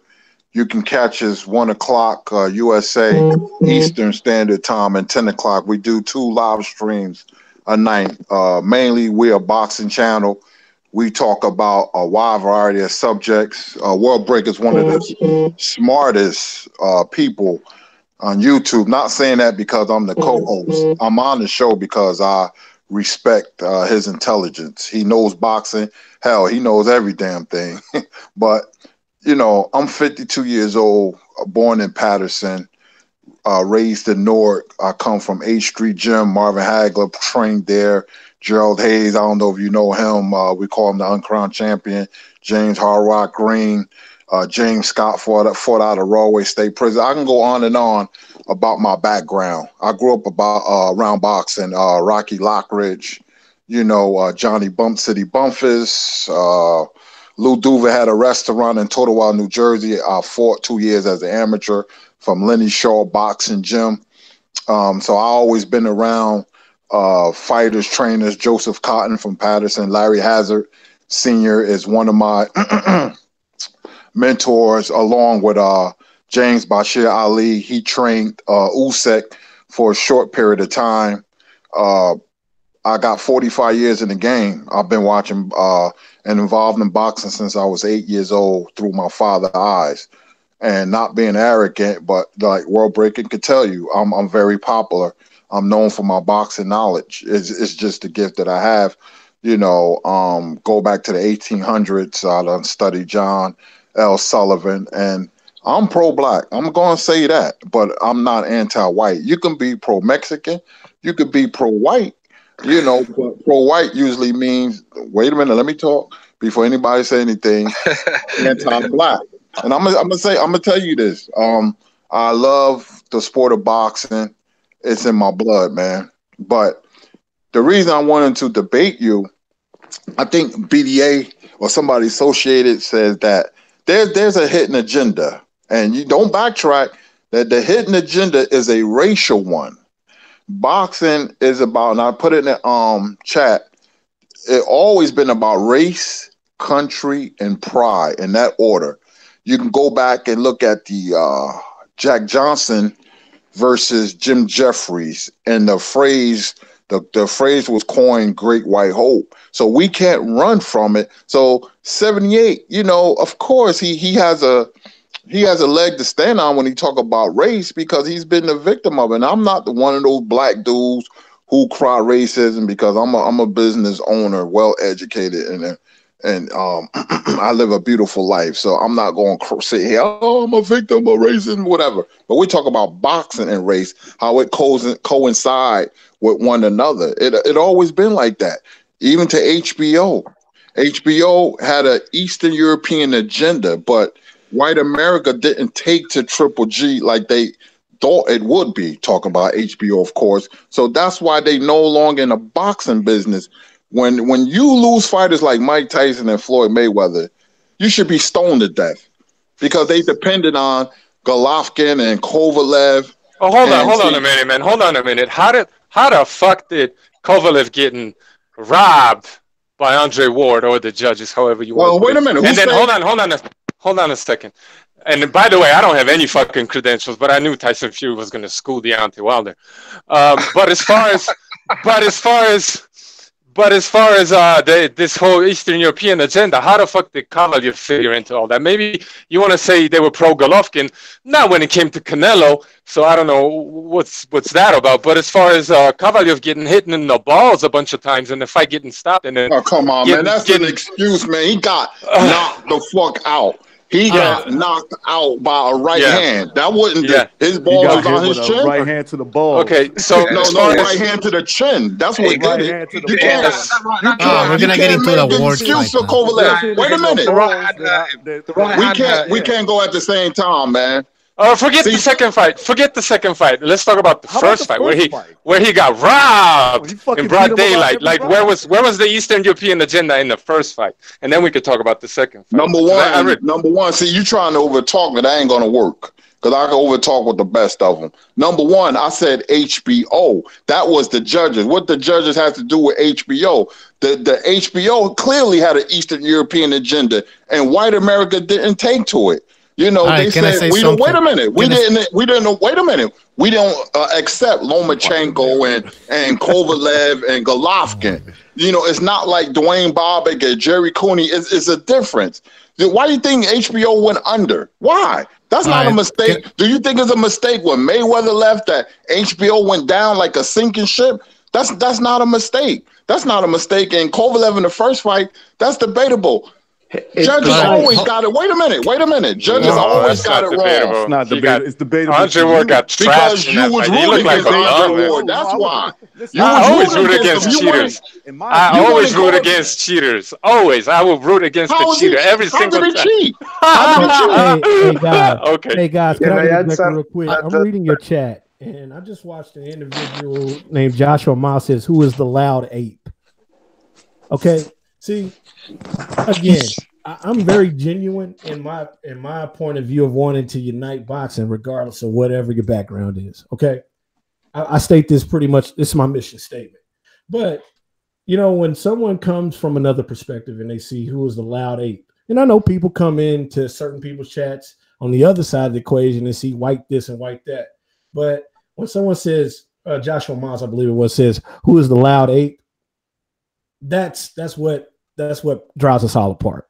Okay, no, I agree with you. We've never seen this guy before, but yeah, I mean, I agree. That's a well, we're not responsible for what people say in the chat. I didn't say that you were, but again, no, I know. I'm just saying. So I don't know. Yeah, hold on, bro. Hold on. But I agree with you. I agree with you. I mean, like, there's no place. But let me finish. Let me finish because I mean, I want to finish too. I started. Yeah, well, you've been talking a lot, guys. Can I just say something? I have to moderate this. I know. Hold on. Just before you continue, Breaker.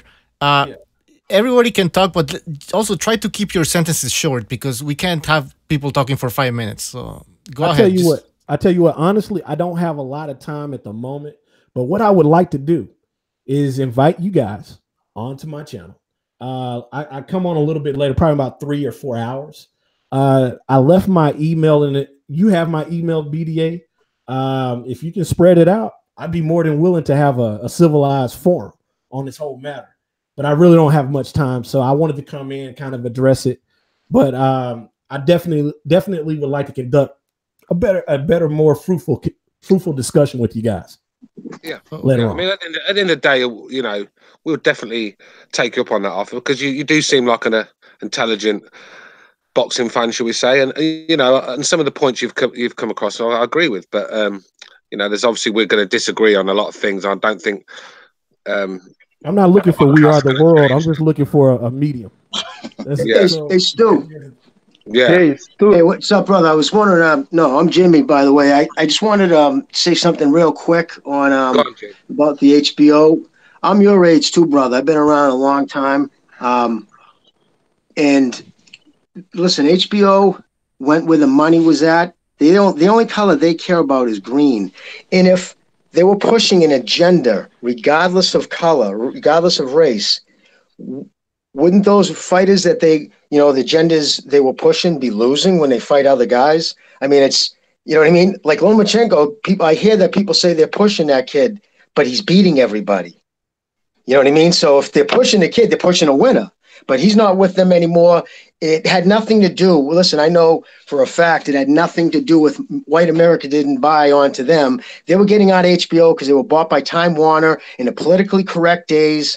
They just didn't. They wanted to get out of the game. But let me agree with you on one thing. It's tribal. It's a violent game. Of course, if you go to a fight, me and you, right? You're black, I'm white. We go to a fight.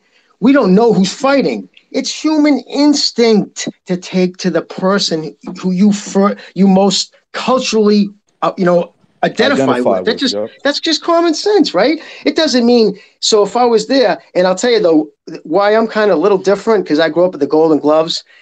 I was weird. I always wanted the kid who got the less amount of claps. I was always going for the underdog. I didn't care what color they were. If he was the kid who nobody clapped for, I always wanted to get, but you know what I mean? But so I understand what you're saying there. If you take it from there, it's just like, I try to listen to that guy 7 because I heard a lot of people talk about him. So I went to it. And like you said, what he's doing, he's bringing a lot of his bitterness. Like you said, like, you got a good job. You've made something yourself. You don't need to blame anybody. There's nobody standing in front of you except for yourself. Certain people in life look for an excuses are easier than achievement attitude. And then they get bitter as they get older. And that bleeds into some of his boxing. Some people have a hard time separating their, commentary to their emotional feelings. So I think that's part of it. I don't know the dude. I don't know him personally, obviously. So, but I just wanted to say that, gentlemen. I'll let everybody else talk now. Thank you for letting me talk. I just want to say something just quickly. When talking about when Curtis was mentioning Mike Tyson going to Showtime instead of HBO, in fact, in his own autobiography, he said that he wanted to sign with HBO when he got out of prison. But in fact, I think he said, I'm not 100% sure what exactly did he said, but I know he was saying something along the lines that Don King made a deal with Showtime, and I don't know if they paid him some money to get him to Showtime. So yeah, that's it. Don King, against his wishes, signed him on to Showtime. He had preferred HBO. Yeah, I heard Tyson talk about that before. Yeah, and the reason why HBO let Floyd go, because they didn't want to pay him $50 million to fight substandard guys like Madonna and fucking Berto and people like that. And plus, he had the possibility, Floyd, that is, he had the possibility to go to Showtime because at HBO he got some criticism, but it would rather be Floyd's own problem that he's a diva. I respect him a lot, and I think, as most of you probably, that he's among two of the best of this generation, the last generation. But outside of the ring, he was big. My point is not to get really into it, to talk about how he's a diva, etc. But that look, he had a possibility to go to Showtime and not be criticized. So that's what he chose, and he got paid good money. What about didn't HBO lose a lot of fighters when the Golden Boy fighters went over to Showtime, and so they were desperate to find boxers? Yeah, exactly. Is that when Golovkin and Kovalev started appearing, or am I mistaken? Well, it should be somewhere around that time. I think so. Yeah. So I mean, of course they're gonna have Golovkin and Kovalev fight. I mean, they had nothing else. They had to rely on Kati Duva and then Golovkin, Tom Loeffler to provide some sort of fights. And then HBO started cutting on their budget. So of course HBO was gonna die. It wasn't. I disagree that it was a East European agenda that killed HBO. I think it was just certain circumstances, certain events took place that boxing budget was going down for decades. Sorry for cutting you off. Yeah, exactly. It was. HBO is doing fine without boxing, Bucho. You know what I'm saying? That's basically how they saw it too. They're doing just fine without boxing. So they were like, they've always been the more premier channel over Showtime. From the history, from its exception of both channels, they've always been. And I believe HBO was on first. I believe they were a channel developed first, and so they've always made a lot of money. You see, the whole. Look, everybody, and to a certain degree, that guy, World Breaker, he made a lot of sense that we all look at things from our experience, right? What's happened in front of us. Now, look, I don't know what World Breaker grew up in, but I grew up in a very African-American, Hispanic, Latino, American neighborhood. I just have a different interpretation of what was the root of the problem, like single motherhood. Was definitely the root of it. I think that if you just mind your business, there's a good chance. If you do the right thing, you stay out of trouble, and usually a father plays into that, you won't have no problems. You'll make it in life, you know, regardless of your race, color, or whatever. You know what I'm saying? But again, I just think just the whole, I get it. Everybody has different point of views. Just that whole thing, I'm black. This is the reason why I'm non-white. This is the reason why I'm gay. I'm this, I'm that. You know, it's just, to me, it's a fucking excuse. That's all. It's a loser's mentality. I've always saw it as a loser's mentality, especially as I started. You know, look, myself, I used to get in trouble when I was younger. I got into plenty of trouble. But I always knew it was me. Like that's the one thing being raised with a father taught me. I never was one of those type of dudes that be like, oh, it's the white man. He's trying to get me because, you know, I'm kind of tan for a white guy. You know what I'm saying? I have tan skin, and even though, you know, I have green eyes, I've never been one of those type of people. Never. Yeah, and to say that 78 is not a race better, I would disagree with that.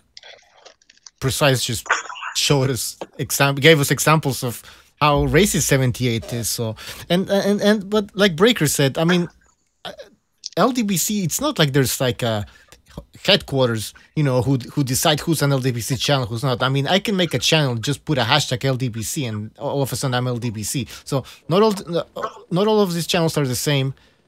Yeah, of course. Some of them are hardcore, you know, LDBC that talk about African American the struggle and all that shit. And there's some other channels that just want to support African American boxers, and there's nothing wrong with that. You can support whoever the fuck you want. My problem is when you start becoming biased based on your life perception. You see, like Jimmy brought up a really good point. Jimmy said, you know, if we're watching two strangers fight, we kind of tend to root for the person that kind of resembles us or we could identify with more. And I agree with that, but not always it has to do with race, because I have seen myself rooting for a black guy fighting a Puerto Rican guy because the Puerto Rican guy is a loudmouth, talking shit, thug, and the black guy, he may not be an angel, but he's just a quiet dude, because I identify with that, with being more quiet and a little bit more humble, where I could root for a guy just by, it's not, you know, they just look at everything race. And I'm not saying all of them, but everything to them is about race. And that's why I can't get with their channels and listen to them too much. Yeah, and you brought a good point, Recognize, when you said that some people just blame everything on race.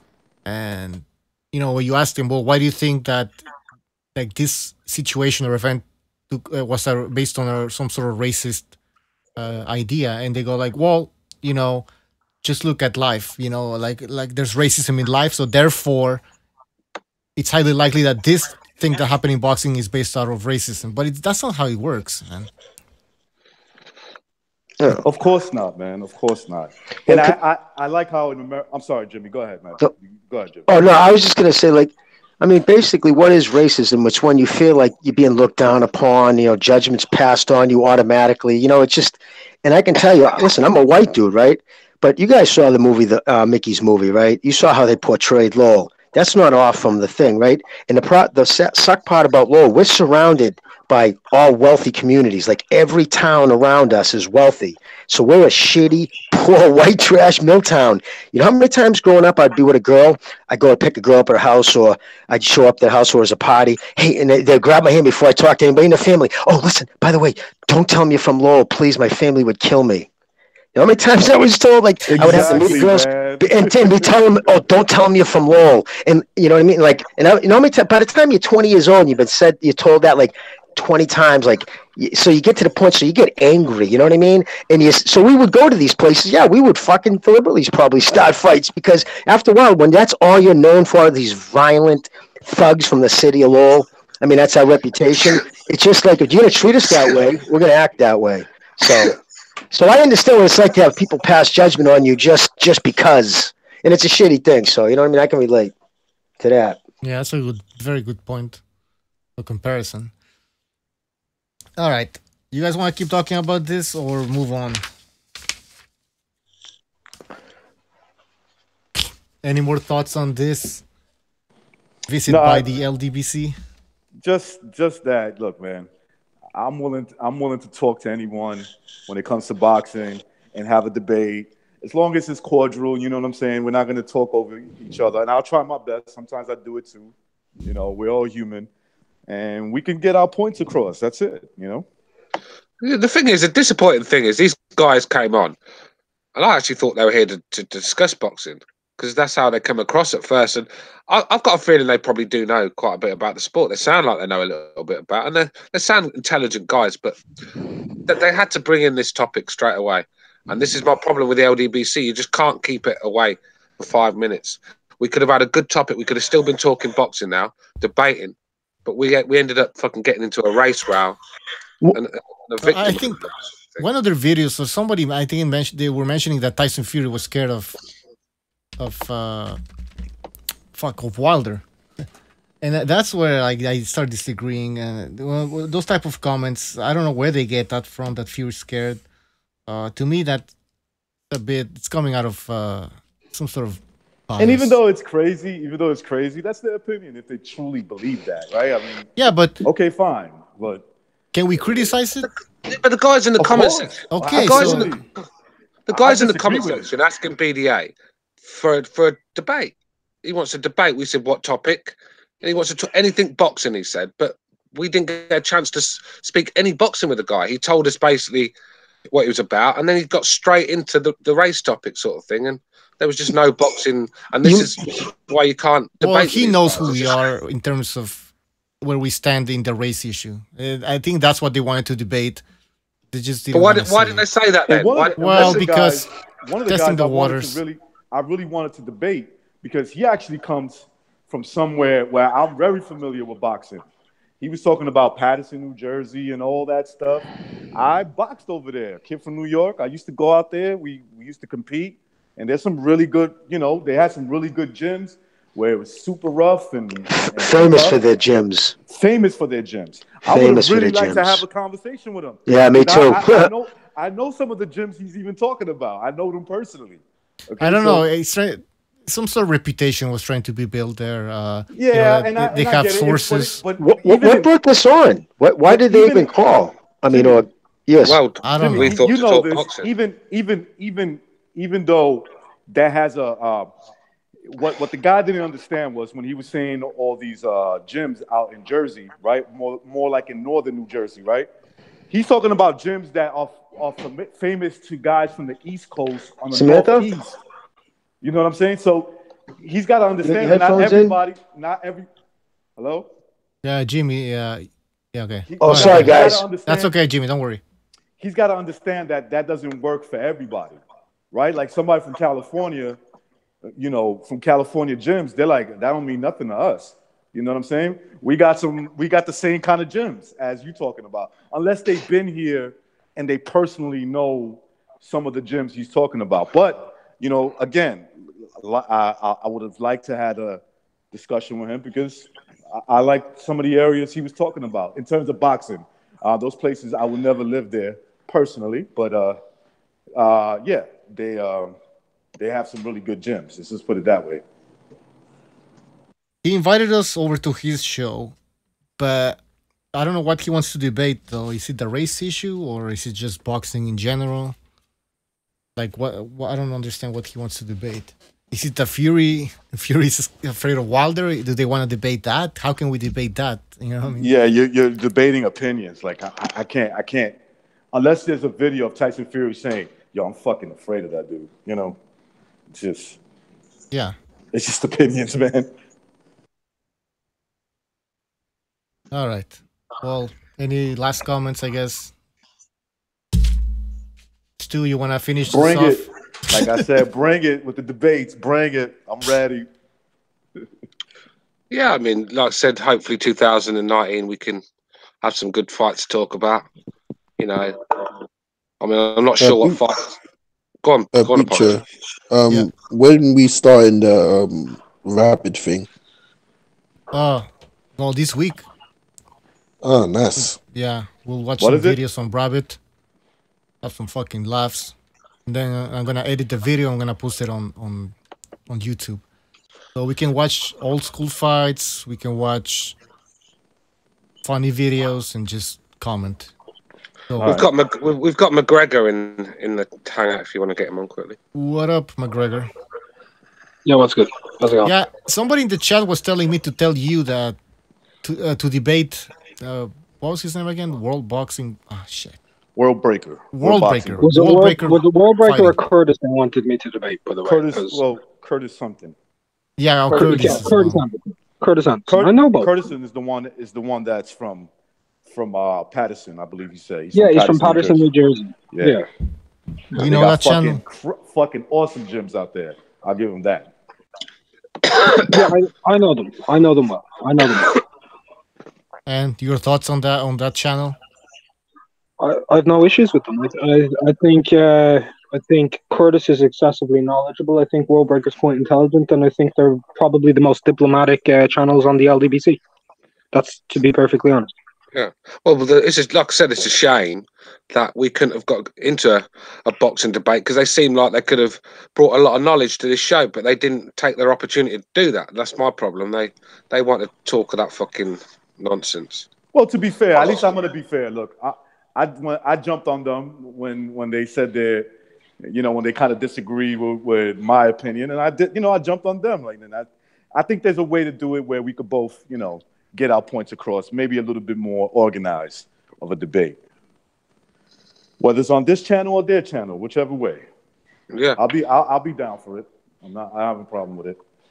I deal with Low Place, right? And I did a live stream with him for like 3 hours one time. Yeah. Can I ask, it was said that people wanted me to debate World Breaker or Curtis, but what was the topic they wanted us to debate? I have no idea. They didn't really give one. That's another problem too. They didn't really, and this is not. Look, I'm not knocking them. I'm just saying, they more gave a biography of their life point of view and what they've done. Mm-hmm. And I get it. It's fine. You could do that, but that's not really. You want to be more specific. You could do it. Or you want to freestyle it. Just let's go with the flow. I'm cool with that too. I'm cool with it too. Well, as I was listening in, I didn't really hear any debate other than the yelling argument with Kovalev and Ward, which is just a yelling argument people are always going to fucking have. Other than that, we didn't hear a debate. But when I was reading the channel and the chat, and I saw Curtis saying stuff like boxing has always been about race and pride and tribalism and etc. To an extent, it is quite true. But originally, it wasn't about country versus country because boxing was domesticated originally. But there you go. My question would be: has boxing improved from the days of Jack Johnson? See, I don't accept that. I don't accept that's the case in the UK. Otherwise, Anthony Joshua wouldn't be getting that. I think boxing's evolved for him against a white dude. I don't. In America, then it's a problem. It is, but I just don't think it is over here. It isn't. Something, Stu. It is a problem in America because it's highlighted. But I have to say this: I'm not the only one. I remember rooting for Chavez over Camacho. I hated Camacho. No way. Even though of course I did. I used to love Chavez was to me one of the greatest fighters ever. Camacho was just a loudmouth, and I knew he was going to get his ass beat, and I was so happy when it happened. Hey guys, can I just make one point? Yeah, go ahead, bro. Go ahead. I just going to make one real quick point. Is it me? Isn't it contradicting for him to say in one breath that HBO is pushing? I mean, first off, that was ridiculous to say that HBO went out, because white America didn't buy, Triple G, didn't buy white boxes. Without a doubt, listen, you'd have to be just a complete idiot not to know white America has been the one financially carrying the sport of boxing, right? Buying pay-per-views, showing up to these events, by and large.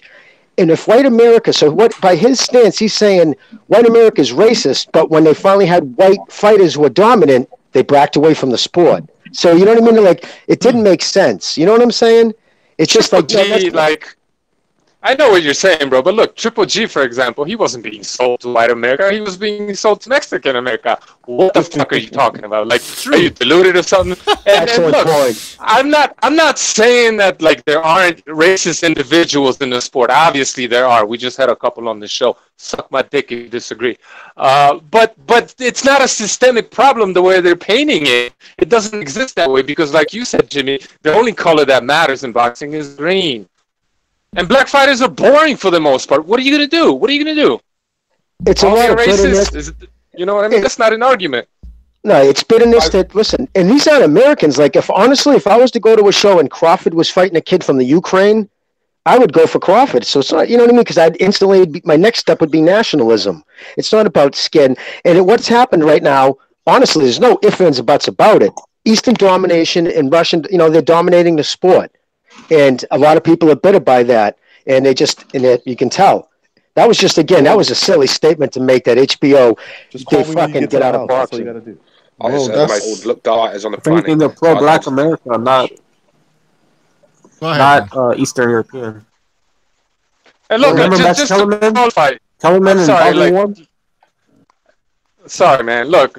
Just to qualify what I said, there are some exciting black fighters and there are some boring black fighters, but the stereotype, you know, it's there. It's there. You know what I'm saying? It is what it is. For whatever reason, they're just not all that popular, and race has something to do with it. But that's only because of, you know, the money that's in a certain guy's pocket, whatever the color of that guy may be. That's what he wants to see on TV. That's what he wants to see. Also, go ahead. Thank you. Sorry. Well, I just wanted to say to precise that, yeah, I see what he mean. And also you have to keep in mind that it goes also with what fighters are popular at the moment. So, for example, I remember in my own gym here in France, my coach was saying how in the 90s everybody was fighting in the gym, whole gym packed with the guys that only fight like Mike Tyson. And while I was training, it was also my own style. And while I was a kid, my dad was saying that he was the best heavyweight, the best boxer, etc. So I was heavily influenced by Tyson's style, and I love it to this day. To me, it's the most exciting style. Now, with the coming of Mayweather, there's a lot of black kids that were influenced by that style. So for the most part, those guys nowadays are overly defensive and not really exciting, and it's just natural that people love. Yeah, I mean, it's not exciting. It's not exciting. We had a fucking generation of Floyd Mayweather wannabes that stunk the joint out. Stunk the fucking joint out. You want to know something, Stu? You still have that. You want to know something, Stu? Guys that fight like that, cowards. Guys that fight like that in the gym, they get beat up, man. They do. Yeah, they get really beat up. I've seen it so many times.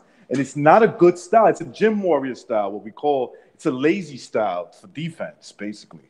Single shots. Yeah. Come on. Yeah. And also, to add what you guys are saying, it's kind of their fault, the Americans' fault this is happening, why black fighters are boring. Not only do they fight a boring style, and this Floyd Mayweather defensive, keep my own style, like the black people who watch them don't even support them. They stream the fights, so I don't know what the hell they're complaining about. Yeah, the whole East European thing was bullshit. And I know they always go back also to Rigondeaux, where in HBO didn't want to show Rigondeaux fights. He's boring, that's why. That guy was fucking boring. Klitschko was white, and then didn't want his ass as well on HBO because he was boring as well. But they never mentioned Klitschko because he's gonna destroy their whole fucking narrative. Postal wasn't very liked either. Yeah, exactly. Nobody's defending Postal. Nobody's talking about Postal. But they ignore all this. They ignore it. I mean, yeah, they're the most protected fighters on the planet. I mean, they are. And then, even with that, they can barely win fights. Yeah, they've got judges protecting them. They've got promoters, networks. I mean, fuck, these drug agencies protecting them, and they're still not enough. They still are done by. I mean, yeah, Wilder gets a decision against Fury. I mean, of course, they're not getting it their way. You know, they're not adapting. Like, if you see Eastern European fights from like 5 years ago to now, they're very different. Their styles are very different. It's on something we've never seen before on another level. If you look at the black fighters, they've like regressed. Like their wide stances, dragging their feet, poor defense, predictable, and boring style on top of that. A lot of them are not. Go on, Pete. Go on. Sorry. I'm not so sure they regress. I get what you're saying, and you're right when it comes to overall probably the skill level. But I think it's the world has moved on, and America has just got stuck to doing the same thing over and over. I think the same thing as well. If you look at a lot of these guys' new styles, it's just a little bit of a polished back in the day style. That's basically what it is. Yeah, you know what I'm saying. Like Floyd Mayweather is a perfect example of that. That style has been used forever. Okay, it's just that he uses his feet a lot.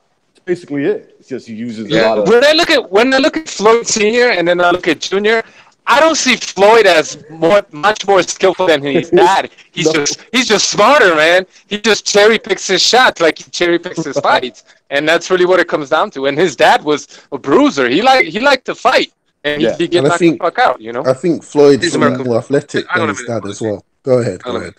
I think a lot of these American fighters are not true fighters. A lot of them are fouled athletes in other sports, and I think that's where a lot of it's come. They're not natural fighters, so they're just using athleticism and the basic skills they do know. I'm not saying all of them. There's some very good fighters in America, but a lot of them are not as skilled as they used to be in, say, the 80s and the 90s. When you compare boxing to other sports that African Americans have, there's a big percentage of the athletes that are African American.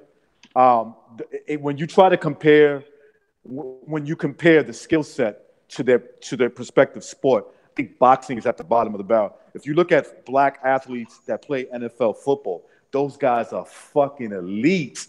I mean, these dudes are elite. Don't tell me they can't fight just by what they could do in just catching the ball and taking fucking hits that they don't even see coming and not get knocked out. I mean, all you gotta do is teach that guy how to throw some punches, and he's fucking dangerous, right? It's just that they're choosing other sports, and that's fine. It's just that they don't see boxing as appealing. And maybe, like you said, I think it was precisely said, maybe the world caught on and got better. They passed America in terms of overall talent in boxing. I think the only thing that's saving the Americas, period, right? Not so much South America, but like North America. Even though South America does get a lot of politics that go their way. But the only thing that's saving them is politics outside the ring. How you score fights. Like Mayweather, the way he fights, using his legs to avoid confrontation back in the day would have meant he's losing the fight. Yeah, he would have never gotten a lot of the decisions that he did get.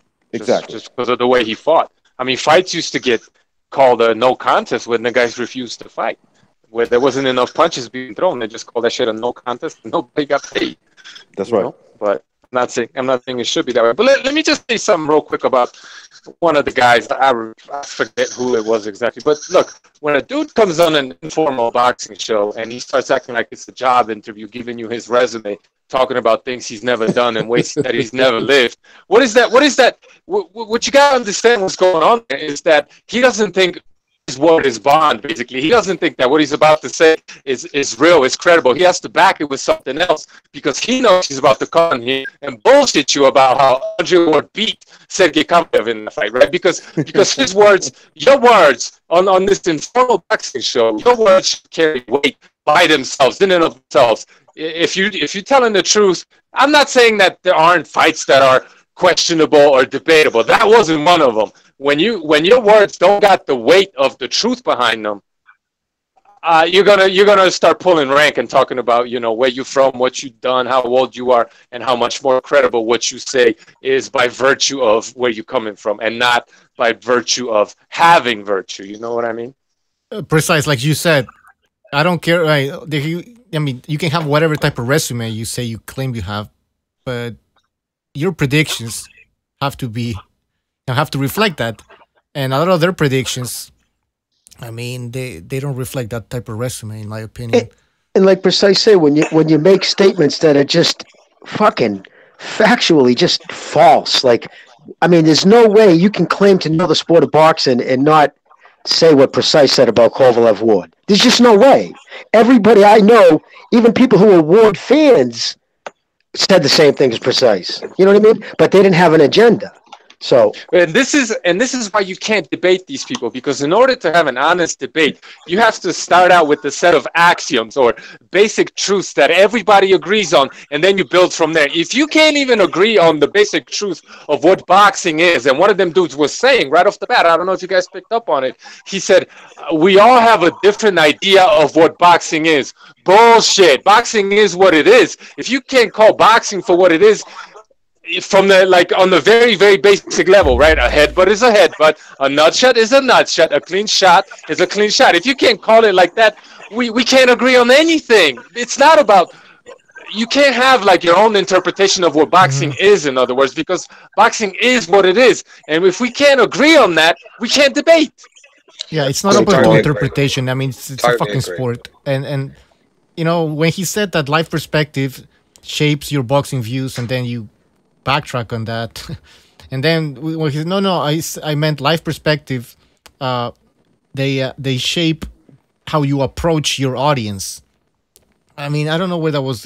He should have said life perspective shapes your opinions, but they didn't want to say that, because then they would just admit. Got to do with his life, like, I don't understand. He's telling you, Apology, that he judges boxing the way he sees, the way he sees life, the way he perceives whatever may have happened to him, right? Because whatever, I don't know what happened to him, right? I don't know. But I've met people that blame other, like, you know, I've met people who've gotten shot by other people of the same race, and they blame some white guy that didn't do nothing. You get what I'm saying? And, you know, and I'm not being simplistic.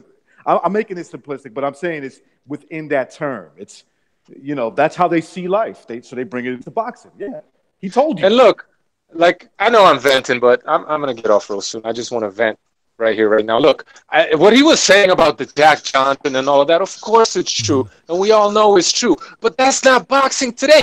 But if you're gonna take that lens of racism and look at boxing from that perspective, fine, keep it real, move into the 21st fucking century and tell the truth about how certain other fighters that are not American are being disrespected. And, you know, I'm not even going to say it's racism. It's just about, like, popularity and marketing, right? But the truth of the matter is that American fighters, who just so happen to be black primarily, they get the long end of the stick, for the lack of a better expression, right? They're the protected and preferred ones. So if you're going to take that look at boxing of how it used to be unfair, and it still is, okay, I'll agree with you. However, it ain't what it used to be. It's actually in a sort of a different way. And I'm not saying it's racist again, but in a way, it's been flipped around, you know, upside down. And now it's like the black fighter that gets all the breaks. It just so happens to be that. And the white fighter gets fucked over more often than not. So if you're going to take that perspective, keep it real all the way through and tell that story. But that's not what they do, is it? No. He was bringing up Jack Johnson. He was bringing up the racial tensions and stuff from back then. That was 100+ years ago. That's 100+ years ago. What the fuck? So that's all he got, bro. That's all he got. It no longer happens. So he has to bullshit and bamboozle about shit that used to happen. Yeah, but it was just a few weeks ago that we saw a travesty in the boxing ring with the scorecards. I mean, where a European guy's come over and got totally robbed. Yeah, they're still claiming this card that they're playing. I mean, it's amazing, really. It fucking is amazing, man. Yeah, I mean, that Jack Johnson credit, man. I didn't hear him say all that. I wouldn't have given him any credit at all. That's some bullshit right there. Yeah.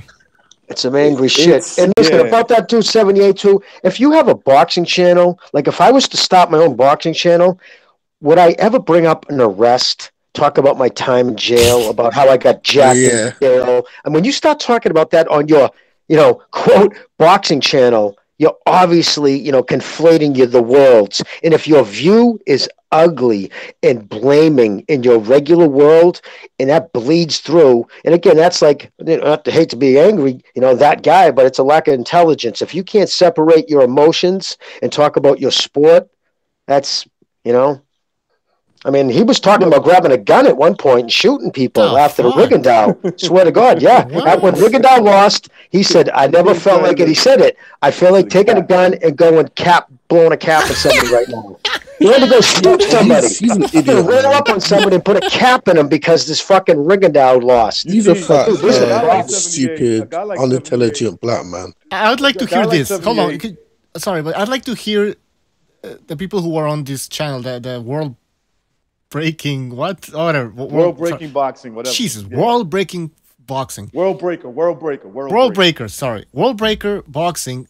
I would like them to just say, yeah, you know what? 78 Sports is a race baiting channel. Just say it, man. I know they know it is, but they don't want us to admit it. If they can't admit the obvious shit, bro, how can you honestly have an honest conversation with these? I think they did admit it, but they said it in a different way. They said most of his audience are African American. I'm gonna give you an obvious bias by the media, and you tell me if you can just call it for what it is. There's a case that happened in Houston just a little while ago where a little girl got shot. Okay, she got shot and she was killed. She was a little black girl, and her mother was in the car with her, and her mother had got shot. Black woman.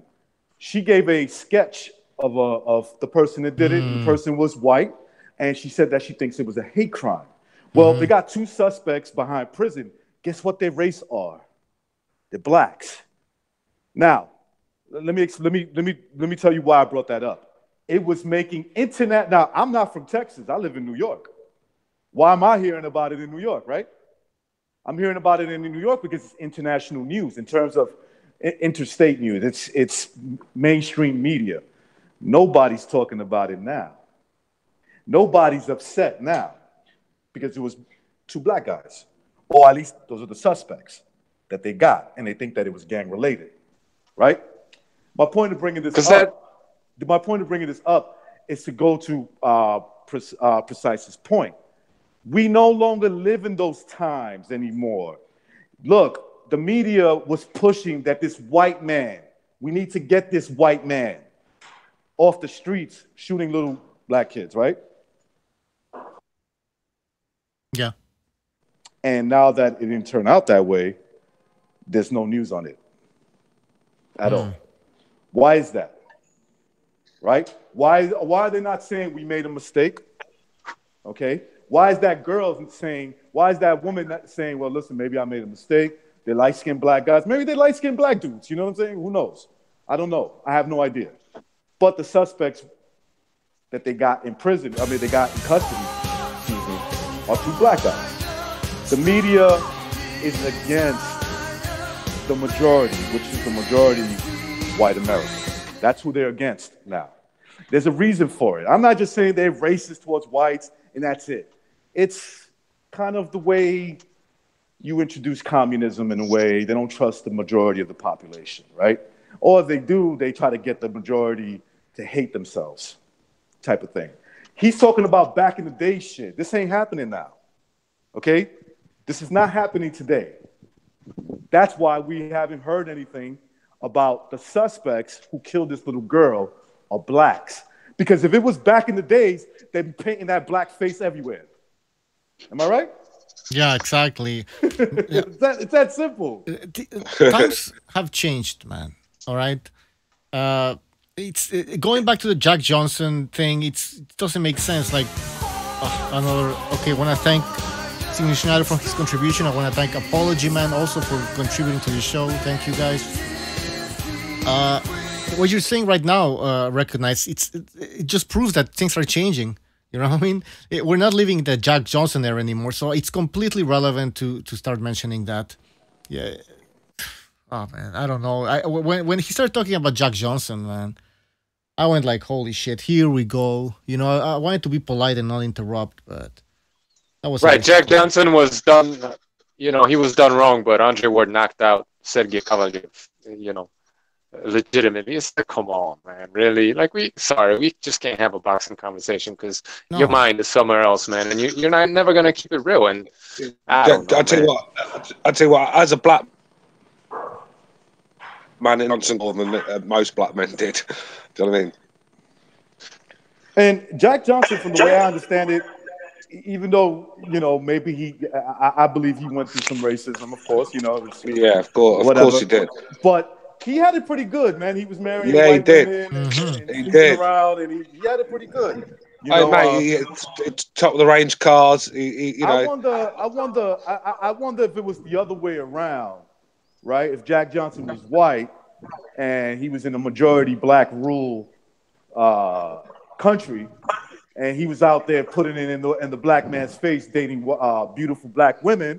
I wonder if he would have been, you know, I wonder if he would have been alive still. Well, he wasn't very well loved in the black community, especially down south. Right. Because of that, because he married a white woman, and he was always with white women, and he lived in a white neighborhood, and of course, I would say that's a guy who must have felt some type of comfortability, right? I don't have to be from that time. But if I'm a person of an opposite race living in a country where they hate me, whatever the majority is, whatever that is, for me to just constantly be a public figure and just dating their women, I gotta feel some type of comfortability to do that. He was marrying white women when majority of the states it was against the law to do so.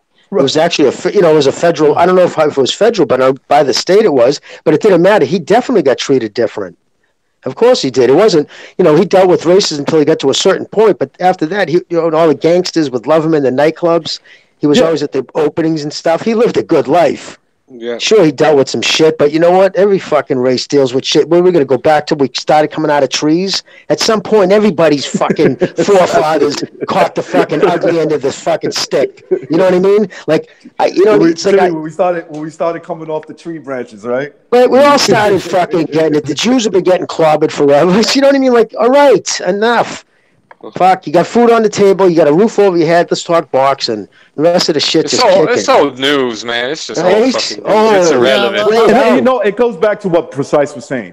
Anytime, and this is not just an attack on whoever said that, Curtis something or World Breaker, whoever started giving their credentials and they just start reading off all this stuff that maybe they did or didn't, right? Just like whatever I tell you may be a lie, may be true. You don't have concrete. I'm not giving you any concrete proof. I'm just telling you. All right, so it could be anything. I could be lying, for all you know. But when a person does that, like, hey, let me explain something to you. I'm a somebody in Paterson, New Jersey. But even if you are, bro, that doesn't give you the upper hand in the argument that you're going to say, for instance, Ward definitely beat Kovalev, and if you don't agree, there's something wrong with you. When I think it's the opposite, that Andre Ward was fucking cheating in the second fight. Listen. When they started hitting the life story, I mean, I started going like, okay, where is this going? Because who gives a fuck? Yeah, like, have I ever mentioned I'm somebody? Sorry, go ahead. He actually said that. Nope. Everybody. Yeah. We've lost everyone. Except. Yeah, I mean, I was quite interested to hear what these guys had to say. Yeah. I did, because sorry about that. I do like the idea of people coming on spreading their knowledge. It could be a little boxing story from a gym. It could be aimed with to hear boxing stories and boxing knowledge. Do you know what I mean? But it just, unfortunately, we didn't get that far. Yeah, that's why I didn't want to interrupt. I wanted them to keep on talking because I had some questions. Yeah. What does LDBC stand for you and stuff like that? But I didn't get to those questions. But yeah, the whole life story is just kind of weird. I mean, like, does it matter? Does it matter? Like, man, I don't know shit about Precise, but I know this guy has fucking good predictions. I like Precise saying. I like what Precise said. I have no credentials, Exactly. Like I don't give a shit. Fury's gonna screw the shit. Yeah, go give me some good predictions, and I'll start listening to what you have to fucking say. I don't care where you come from, or like I could pull shit out of my ass, man. I could tell you fucking call me a doctor. I got shit credentials, but I'm telling you right now, I knew. Yeah, you know. It is true. I had to call him out on that bullshit, man. It's like I could be a 300 fucking pound slob that's never sniffed a dick in his life, and I still predict fights better than you, man. Fuck your credentials. Yeah, that was just kind of weird. But I like the fact that they were polite. Yeah, I mean they were polite. Extent, except the other guy at the end with Andre Ward and stuff, and the shouting began. But I'll even admitted that I jumped on him too. As soon as he jumped on me, I jumped on him.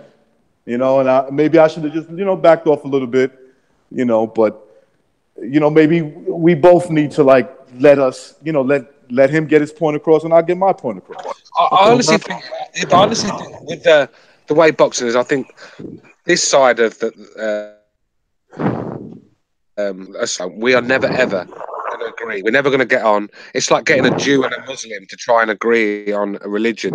It's just not going to. It's not going to work. It's not going to happen because these people and basically us as well. We've already got our minds made up what we think boxing should be, and we're just miles apart. And like you said, we couldn't even have a debate for 10, 15 minutes about boxing. But what's true, honestly, I may be wrong, but the way the both of them came to the show, it looks to me like they were just about giving out their channel. Talk about their promoting channel. themselves. Yeah, they were. I knew that. I don't care. I let them do it. I mean, why not? And then they went out. It lasted less than 5 minutes. No real boxing conversation. Yeah. But that's just the thing. Like the reason why I brought them up in the first place, remember Bucha, the reason why they came, why we even talked to me, is because when I listen to the Hangout, and of course I never be let on there, but that's besides the thing. Like even when Stu, okay, he got his prediction wrong for the fight. Big fucking deal. He laid out a plan for how if Tyson Fury wins, this is what he got to do, right? And he can win. I just don't feel confident that he can. Whatever. When we went on that channel, it was like Deontay Wilder's 6th round. And if anybody 6th round knockout, and if anybody said well, hold up a minute, this is what Tyson Fury can do, they would jump all over you and be like, what the fuck are you talking about? There was just no way they could fathom how Tyson Fury could potentially win the fight. They didn't even present the scenario, so they could stop fucking bullshit and trying to be slick with all this oh yeah, we're pro-black but we're fair. No, you're not. You're full of fucking shit. I know. Man. I just didn't want to say it. I just want to be polite. Of course, I know who they are. I know the LDBC. Leave it to me, Bucho. Leave it to me. Yeah, and you know something? I was gonna jump on him about this, but I said, you know what? Let me wait till the conversation gets a little deeper. Yeah, but exactly. Exactly. It's too early. It's too early to start this. He did say something that caught my attention right away. I'm talking about Kenny, whatever his last name is, right? He said, you could be pro-black. You could be. There's nothing wrong with being pro-black. There's nothing wrong with being pro-Mexican. There's no problem with right. There's nothing wrong with being pro-white, but we know what pro-white is about. Is that what he said? No, he didn't. Somebody said, what is it? He says that's anti-black. But wait a second. Wait a second. Wait a minute. Is that what he said? Oh, he said that? Of course he did. Of course he did. Oh, I wish I would have known he said that. I didn't hear him say that. I would have fucking flipped out, dude. I would have flipped out. Now the reason. Listen. You have to understand. He doesn't actually think that out of thin air. He's been taught that. Well, I taught it for him. He'll claim that he's lived it. That's what he's gonna claim. Right. He'll claim that because I don't know. Let's just say. Look. I'm not saying he did this, but let's just say he'll kind of blame the reason why he's out there robbing people and going to prison is because the white man didn't give him a job. All right. Well, you understand what I'm saying? Listen, statistically, that is bullshit. Listen, I'm precise. If I'm going to debate somebody, there has to be a baseline of fact. And if you start presenting your opinion as fact, I'm done. If you're like, no, that's fact. No, dude, that's your opinion. And at that, it's actually kind of bird-brained opinion. But if that dude was actually saying that being pro-white, it means you're anti-black, he's absolutely the type of kid whose achievement, excuses are easier than achievement. Just it's easier when you have an out. Blame a race, this malevolent, I read it the other day, malevolent white subculture. And then you tell them to point to one instance. Okay, tell me where. Because I'll tell you, and you know what? And what I love when they say colleges are even set up for the white person. I saw that a special on HBO the other day, a kid. It's colleges were built for white kids. That's why white kids perceive. And then when you say, but Asians, yes?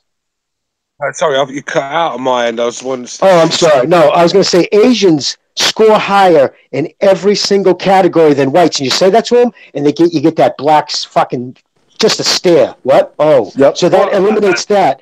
And then when you ask them, point to one instance, and they always say it always comes down to it's a mindset. It's just it's a mindset, because they can't point to one instance where being black, especially today with schools, with affirmative hiring, you get grants from the government if you hire black kids. Please, that's just such bullshit, man. I don't mean to get angry, but fuck. There's some truth to it because initially that is what happened.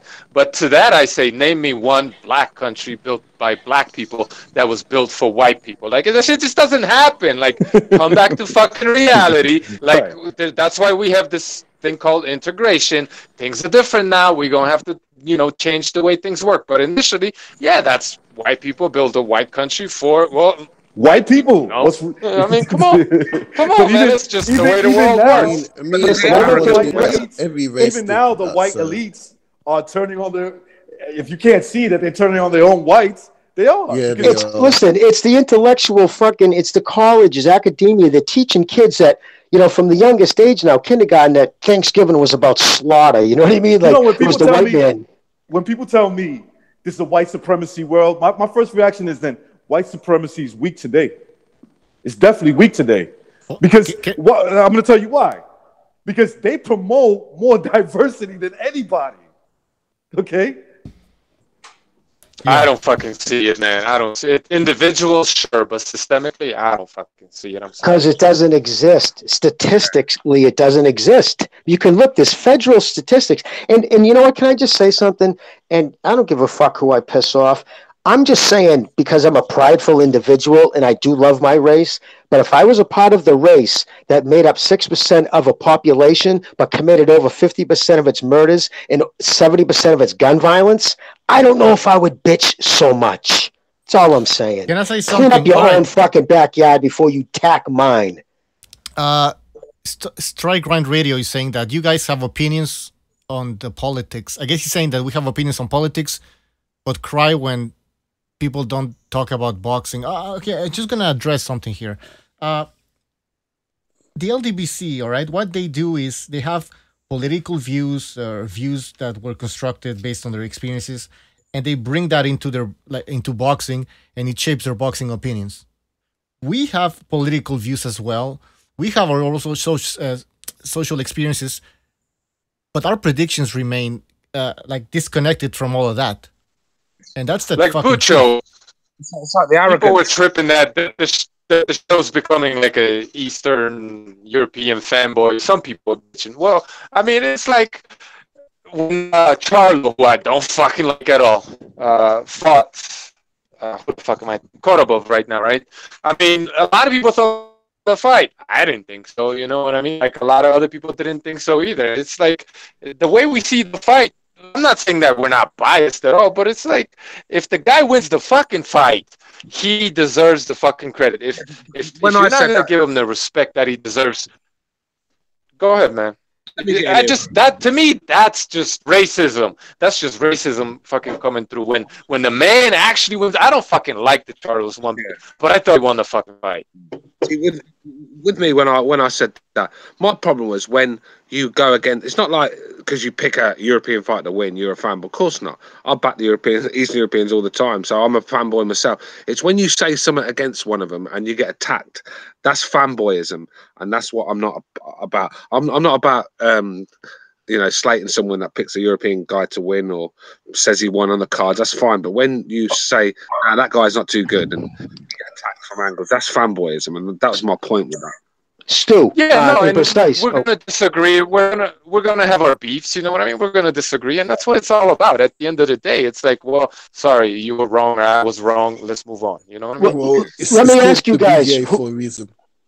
Let me ask you guys, who right now would say, who was the best fighter in 2018? Most people, I'd say Usyk deserves it, right? Fighter of the year. Who would be second? Most people would say, a lot of people would say Lomachenko. So we're getting criticized for being a boxing podcast that appreciates the best boxers. You know what? Guilty. You know, I'll wear that label. You'd have to put Canelo at third at the moment as well. Right? So, you know, we're assholes because we enjoy the talented guys. You know, all right, whatever. Yeah, exactly. And when have we brought Crawford? when have we brought our political or views on politics and social issues into boxing? We never have done that. Now that's what the LDBC do. They do it all the fucking time. So that's a big difference between us and them. All right.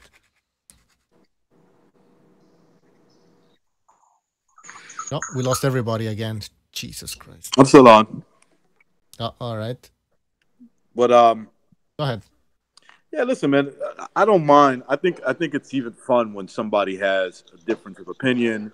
I think we all on this panel have kind of like debated each other, but we just understand that one has to speak, one has to get his point across, and then we could counter argue the argument they made. Okay, but a lot of times, you know, these I've heard comments about, and you guys played it on that trailer. Some of the comments that I've heard comments about people, you know, people giving their opinions about BDA, and they claim they never watched it, but they have something bad to say about it. It's kind of weird how you got something bad to say, but you never watched it before. I mean, that's if that's not an NPC, I don't know what is. But just means you gain a popularity. Funniest. Yeah. That trailer was funny as fuck, by the way. Great job on that fucking trailer, man. I laughed my tits off. BDA. That's BDA's job. Fucking amazing. Great job, man. Yeah, that was nice. I like it. No, but when we talk politics, we'll talk politics. When we talk race, that place is disgusting. Yeah, I mean, like, yeah, we go between topics, right? And sometimes there's a blend, but for the most part, politics don't really like influence our views on boxing. I'm not exactly at all whatsoever. But it's like it's either this or it's either that, and we respond to the attitudes that are already out there because they fucking annoy us, right? So we respond to them. Yeah. No, exactly. And I'll tell you right now, I honestly, think about who we've dealt with, who aren't on the show anymore on this panel, who are definitely, we know without a doubt, were race for their race to the point it clouded their judgment and they're no longer on the show. I can tell you right now, to any one of you guys, I've heard enough of you. I know for a fact that doesn't at all affect you guys. Go for the talent, all he is, and that's why I come to the show. And so it's just bullshit. I'm Puerto Rican. I have nobody to root for, so I have to be that way. And I'm a white guy who's always tweeting about how boxing needs a Puerto Rican. I really fucking hate it when there's not a champion Puerto Rican. It just makes boxing so much better. I tweeted that probably 10 different ways. So wow, there goes my racist card. I've tweeted about how my favorite all-time fight is black. I tweeted how we need Puerto Rican champions. So, you know what I mean? I'm going to get my fucking racist card pulled soon. Hey guys, did you see that picture of Mikey Garcia? Yo, he's getting big, man. Hey, I'll tell you guys, man, I've heard some shit. His people truly believe, like, wholeheartedly he's going to win this fight. Like, wholeheartedly. His camp, his brother, his father. Wholeheartedly. Yes. He may. And I'm just saying it, right? In the beginning, when I first heard about it, when I've been watching it and thinking about it, yeah, no, it's not out of the realm. And I'll tell you, you think the LDBC people were bad since Wilder Fury, man. If Spence loses, forget about it. It's gonna be ugly. Spence got a lot of. Well, I don't know. Look, man, does he have a lot of pressure? I think he does. I think he got to stop Mikey Garcia, because if he don't, you know, it just doesn't look good, man. No, it's not early as well. As well. This is not a good. If he's got to beat him because he's coming up 2 sizes like that. If he even goes the distance, it's a moral victory, you know, for Garcia. And Spence's reputation will take a hit. I just can't believe. Is that a pay-per-view? Yes, sir. That's fucking insane. That's insane. I mean, maybe I'm sounding like a cheap prick, but I just think that's insane. By the way, there's a guy in the chat named John Doe. He's Nino Gagi's cousin. He has a boxing channel, pretty good one. He's in the chat right there. He made a video that was talking about how the LDBC are probably making excuses for Spence Jr., saying that Mikey Garcia is on some sort of like PED. And so they're already like preparing themselves for Spence not losing the fight, but basically looking bad. So I was just wondering what you guys thought about that theory. Spence better win by knockout. I agree with Apology. I think he said early knockout as well. But he's got to win by knockout. He don't win by knockout, he's a fucking hype job. Yeah, even if Garcia is on steroids or whatever, I don't give a fuck. Spence has to knock him out. I mean, come on, he's on something, man. I was about to say, Spence should be the last person to complain about that. I mean, why is Spence fanboys on something? They should be, look, if they want to see a good fight, they should be encouraging Mikey to get on the fucking juice. I mean, how insecure are they? It's like, come on, man. Do you want to see a fight? Mikey's fat. Yeah, Mikey's a fat kid. Make it even, until he needs those PEDs. They know their boy's on steroids, or at least there's a good chance he's on it. You know what I'm saying? Like, they know that. Like, let Mikey take whatever the fuck he want to take. Let him come in. The fucking guy's up to Spence's nipples, man. Hey, can I, also, the Charlo brothers this past fight, right, were definitely, according to Vada, were tested, right? That was the first time, wasn't it? They were tested. They weren't tested. Sure, but I know they missed a test before. They couldn't be found. But I'm just saying, if they were tested, it just seemed like they didn't have the same pop. Okay, yeah. I'm just saying, if I'd like to know their history, that's all. Good point. And I've heard some ugly shit about that gym they train out of down there, but I mean, they fucking sucked in those fights, right? And the fights were boring. They didn't take any chances. Like, they were lacking something, right? Right. You think it's mental because they know? Oh, absolutely. Yeah. As someone who's abused them, absolutely, it's mental. That's the worst part, is the mental. Absolutely. Yeah. There's no ifs, ands, or buts about it. Totally. What were you saying, Bucho? About Spence, he dropped out of the LDBC, mandatory testing, whatever it's called, in April. Program. It was in April, no? He dropped out. All right, so why are these people complaining about Mikey Garcia? I mean, it's not like... I mean, Spence has a shitty past as well. Because they're phonies, man. They're a bunch of fucking fakes. That's why. They're a bunch of phonies, man. Fuck them. All of them. Now, did Spence actually drop out of the program? Yeah, he was... it was after the Brook fight, wasn't it?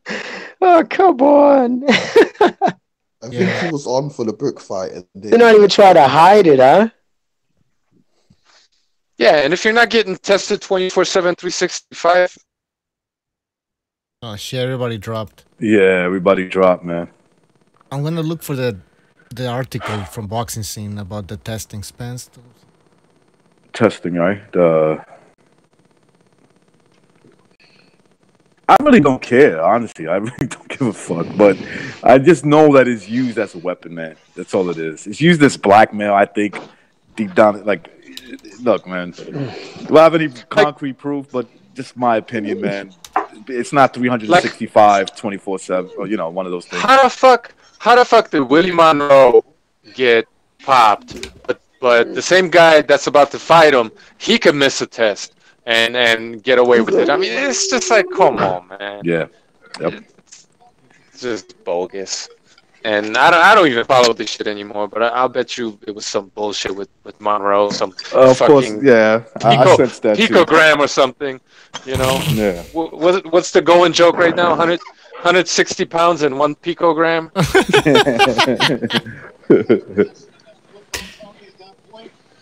I think Monroe would probably...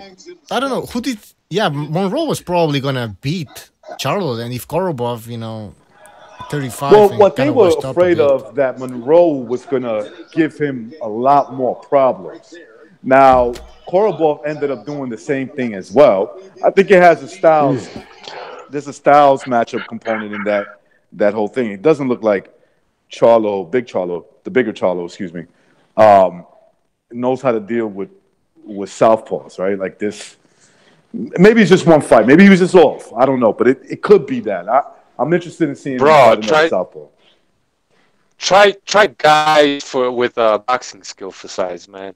Fuck southpaw, fuck right-handed. Just a little bit of boxing skill, and I agree. Dude doesn't know what the fuck to do. I totally agree. But I think that's good. No, I was just gonna say thanks for letting me vent, guys. I'm gonna peace out, but I'm just gonna listen to the show in the background. You all have a happy New Year, by the way, everybody, and you all have a enjoyable rest of the show. See you around, precise. All right, take care, man. All right, peace. So who was talking? No, I was just gonna say, fuck, I lost my train of thought. Go ahead. Lost my train of thought, man. All right. I have just a question.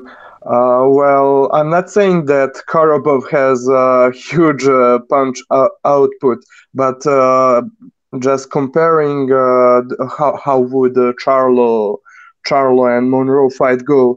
I mean, don't you think that the guy, what's already his name, Monroe, that he has even lesser punch output than Karabov? So I think so. I was thinking maybe that would favor Charlo. So they could have overestimated the situation. Let's say that we think that there was some fuckery going on with Willie Monroe, and they were like really trying to make Karabov. They could have been an underestimation. I think I agree with official. I probably would say Karabov is a better fighter than Willie Monroe at this point of his career, right? Yeah, only that Monroe had a full training camp preparing for Charlo. Correct. So you got to think about that for a second. All right. Let's move on to another topic that I wrote here. Crawford versus Amir Khan, possibly in April the 20th, Madison Square Garden, ESPN pay-per-view. Let's see, what else did they say about this fight? Apparently, Crawford's camp offered Danny Garcia $3 million, but Angel Garcia, his father, never responded. So $5 million were offered to Amir Khan. And for Amir Khan, this is a better option than fighting than fighting Kell Brook, because Amir Khan will keep a lot of the UK pay-per-view money. And if he would have fought Kell Brook, he would have probably split that money. So this is the best option for both. So is that fight signed? No, but it says it's very close to, like, at the end of the week or the month. I think it's a good fight, man. I think that's a good fight. Yeah, I think Khan could possess some problems for Terence Crawford. What about the chin? Can he? Yeah, that's where I favor Terence Crawford, who's a pretty good boxer himself. So, yeah, that's you add those two components, that Terence Crawford's a good boxer and Khan's chin. I favor Terence Crawford. Yeah. What do you think, Stu? Do you agree with Recognize? A very good fight. I'm glad in a way. I'm not too bothered about Brook Khan. I mean, Kell Brook has wasted his whole career chasing around Amir Khan like some love-sick teenager, and it's an embarrassment to him and to boxing. I mean, if you don't watch out, Kell. Oh, you're breaking up, Brook's Stu. going to be on because this is Is that better? Yeah, now it's better. Yeah, honestly, I've just moved it. Yeah, I mean, Kell Brook's wasted his whole career chasing Amir Khan like a lovesick teenager. And, 154 fighter, willing to shrink himself down again, nearly kill himself like he did against Spence, just to fight Khan for the money. And now, I don't think Brook deserves a shot at Khan anymore. I think Khan did the right thing. He took a harder fight for me. And I think Kell Brook should go after Jared Hurd. Jared Hurd's called him out, said he'll fight. Harrison said he'll come to the UK and fight. Fight one of them guys. Stop chasing Khan like a bitch. It's pathetic. I view it kind of a little different with Khan and Brook. I view Khan as that the neighborhood drug dealer that's protected by a certain amount of people, And Kell Brook, and I'm talking about just in this situation. And Kell Brook is the renegade soldier who's against them. He's just trying to get Khan. He's just trying to get him. He's looking for his opportunity to take him out, you know, and Khan is very much aware of it. So, you know, usually it doesn't happen. And if it does happen, it's sort of out of nowhere. Look, man, Brook, you're not getting that fight. That's it. You're not getting that fight. Well, Eddie Hearn was saying that this fight could have taken place in the Wembley Stadium. So I guess he had a different perspective than you guys, though. Maybe I'm wrong. I hope the fight doesn't happen. Yeah, no, he's fucking crazy. Stu keeps telling me that fight, that nobody's interested in that fight. But here's the thing: like, if let's just say, hypothetically speaking, Khan goes in there, fights Terence Crawford, and loses. Let's say if he gets knocked out, are you interested in him fighting Brook at that point? Oh hell no! He gets knocked. Now let's say. Well, he loses, no, hold on. Sorry to interrupt, but it already happened. I mean, how many times have fucking American hit the fucking floor and lost? Yeah, I agree with that. I mean, he got sparked out. I mean, I'm still surprised he survived the knockout by Canelo. But, okay, but he was moving up in weight. weight. I'm talking about literally survive his body, that he's not dead. Yeah, like I said, Kell Brook's at 154. I mean, this guy's just hopping divisions. Doesn't even know what weight division he is. Like I said, we said it the other day on the show. Sean Porter was his last good win in 2014. I mean, we can't keep covering this over. This guy needs to get on with his career. He's got Jared. They're saying in the chat that Jared Hurst booked for a fight up. So then take the Harrison fight. Take one of the Charlos. Go after these guys. Who is Kell Brook calling out? And this is a guy who used to back for every day of the week on the Boxing Voice. I used to get called everything for it. And he's one of my favourite fighters because I could see the talent in him. But he's just a waste of a career. And if he don't fucking buck his ideas up, he's going on my Boxing Clown edition. I'm telling you that now. Oh, a threat.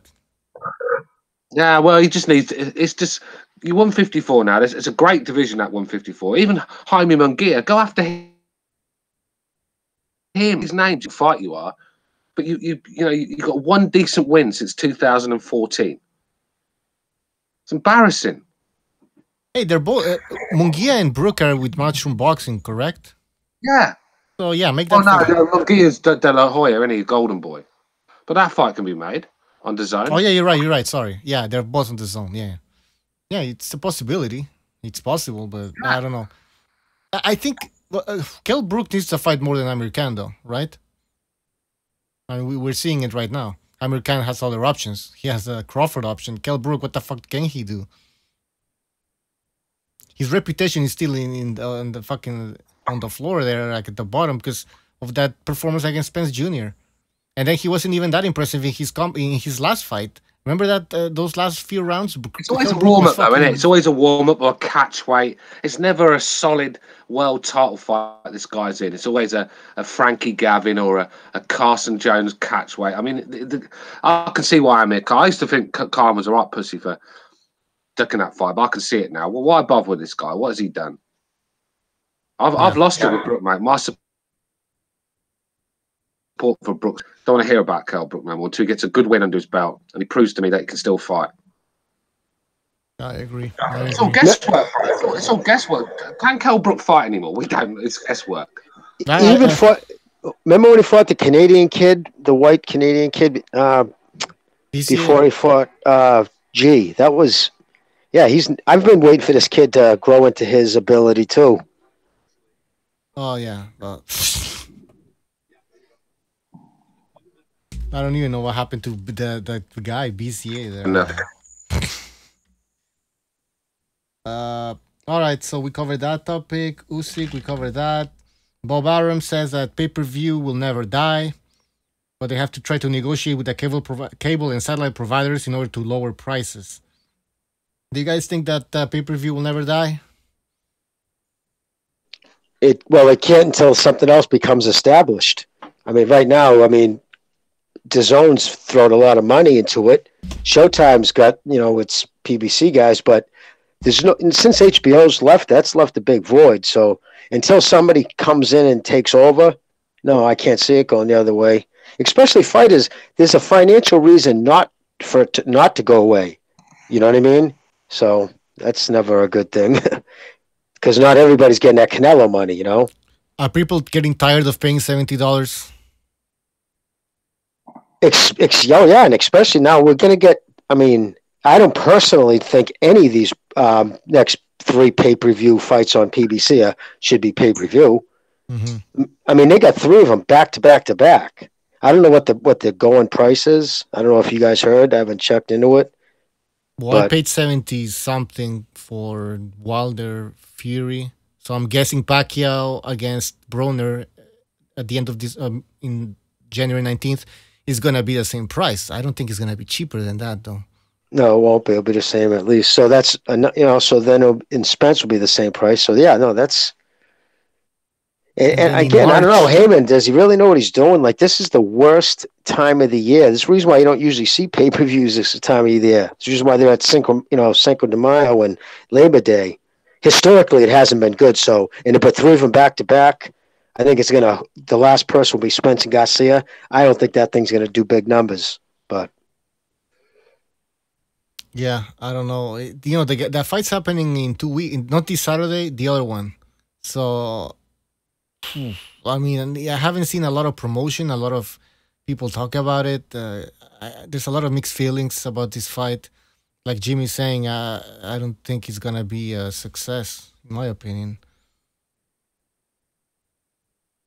By the way, we have another pay-per-view again in March. It's gonna be Spence against Mikey Garcia, and then in April we might have another pay-per-view if Crawford and American fight. So. I'm surprised no one's mentioned the size of Mikey Garcia. I mean, he looks like he's took the fucking Bruce Banner juice, doesn't he? Yeah, I posted the picture. I'm gonna post it again so people can look at it. Huge. I mean, I don't like to accuse fighters without any evidence. So he's put on. I'm pretty sure he's doing something. Him and Errol probably got an agreement. Let me do my peds. You can do yours. Exactly. That's what I was going to say. Hey, listen, I won't check your backyard. Don't check mine. Yeah.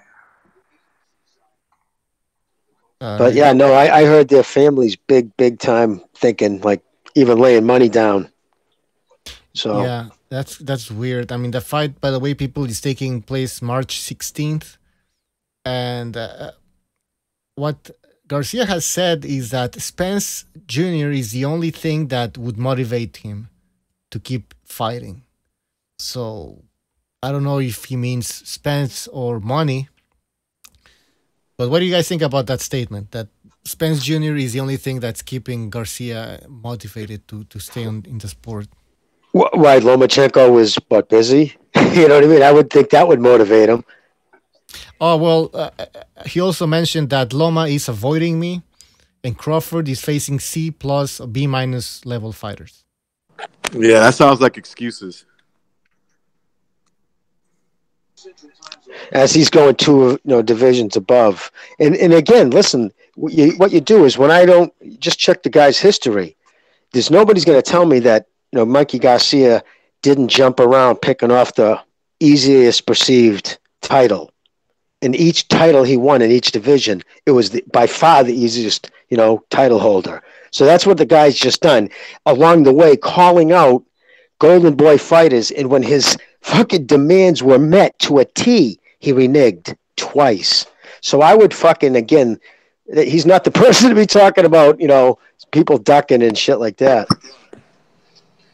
So he's fighting Spence Jr. because of the money that's being offered, or what? Why is he facing Spence Jr.? Is it legacy? I think they see something. I think they honestly see something. They might have heard something. Maybe, who knows? Maybe Spence got sparked in a fucking training. Not too many people, maybe it's known amongst that. Who knows? Maybe got dropped. But they really think he can beat him. They probably figure, and if he does beat him, right? Now, think about his negotiation value in against Arum today. Imagine his value the day after beating Spence. So if his plan is, like he said, he doesn't want to be in the game much longer. I think by the end of next year, he'd like to be out. He still wants to be a police officer. So I think what he probably wants to do, and if money's the end of the day, that's where it's at. He beats Spence, and then he goes for the Lomachenko fight. And then Oh my God, yeah, that would be his. He'd probably a 50-50, and then just retire one way or another. Now, before the fight was announced, I think Robert Garcia was saying that he didn't want to see Mikey Garcia fight Spence. Am I correct? I think that's what I heard. He kept saying that, like he would support Mikey, but he doesn't think it's a good option. But now that the fight is made, he seems very confident. So, well, doesn't that sound like a good way to sell it? Like your brother's even nervous, right? You know what I mean? Like, oh man, yeah, I'm nervous. This kid's got, because you want to establish the boogeyman thing, right? So it makes it even better. Like even his brother was worried that this kid hit so hard, and Mickey was still able to beat him. So in the promotion end of it's kind of smart, playing that way. Good point. Good point. You got to give Mikey Garcia credit for taking such a challenge. He didn't need to do it. Well, no, yeah, exactly. You gotta give him credit for that, though. But then again, when you have a guy like Lomachenko at 135 and you don't fight him, it's. Well, it's the quick. Mikey's too big. He can't make that weight anymore. Yeah, it's the quickest way to establish a legacy without having to, keep fighting other guys. He beats this guy, and then his negotiation for Lomachenko, like I said, heightens, and then he gets the big money.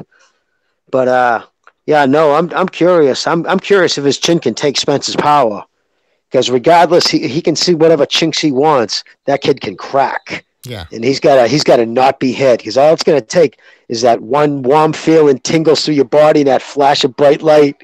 And then your brain can fucking know what's going on, but your body doesn't react. It's an ugly feeling.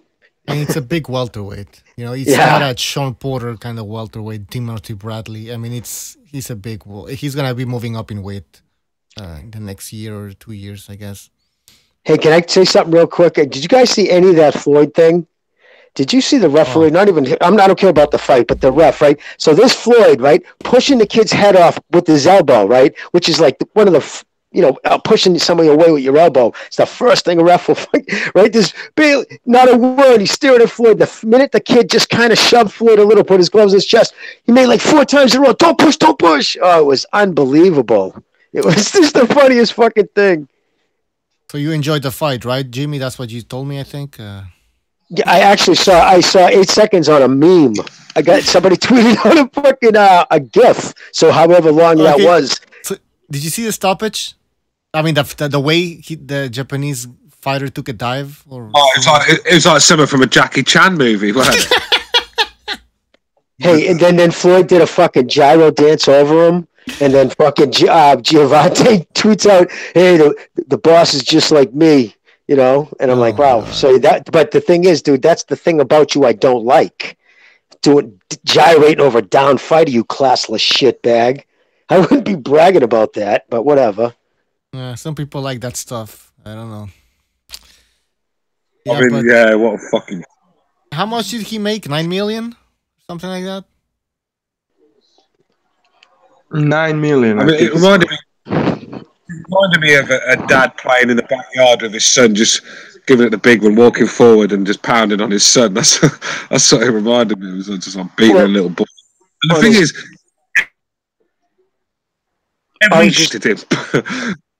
I was gonna say his Instagram page. He tweeted he's a fucking $7,000 Louis Vuitton jacket on like a $300,000 watch.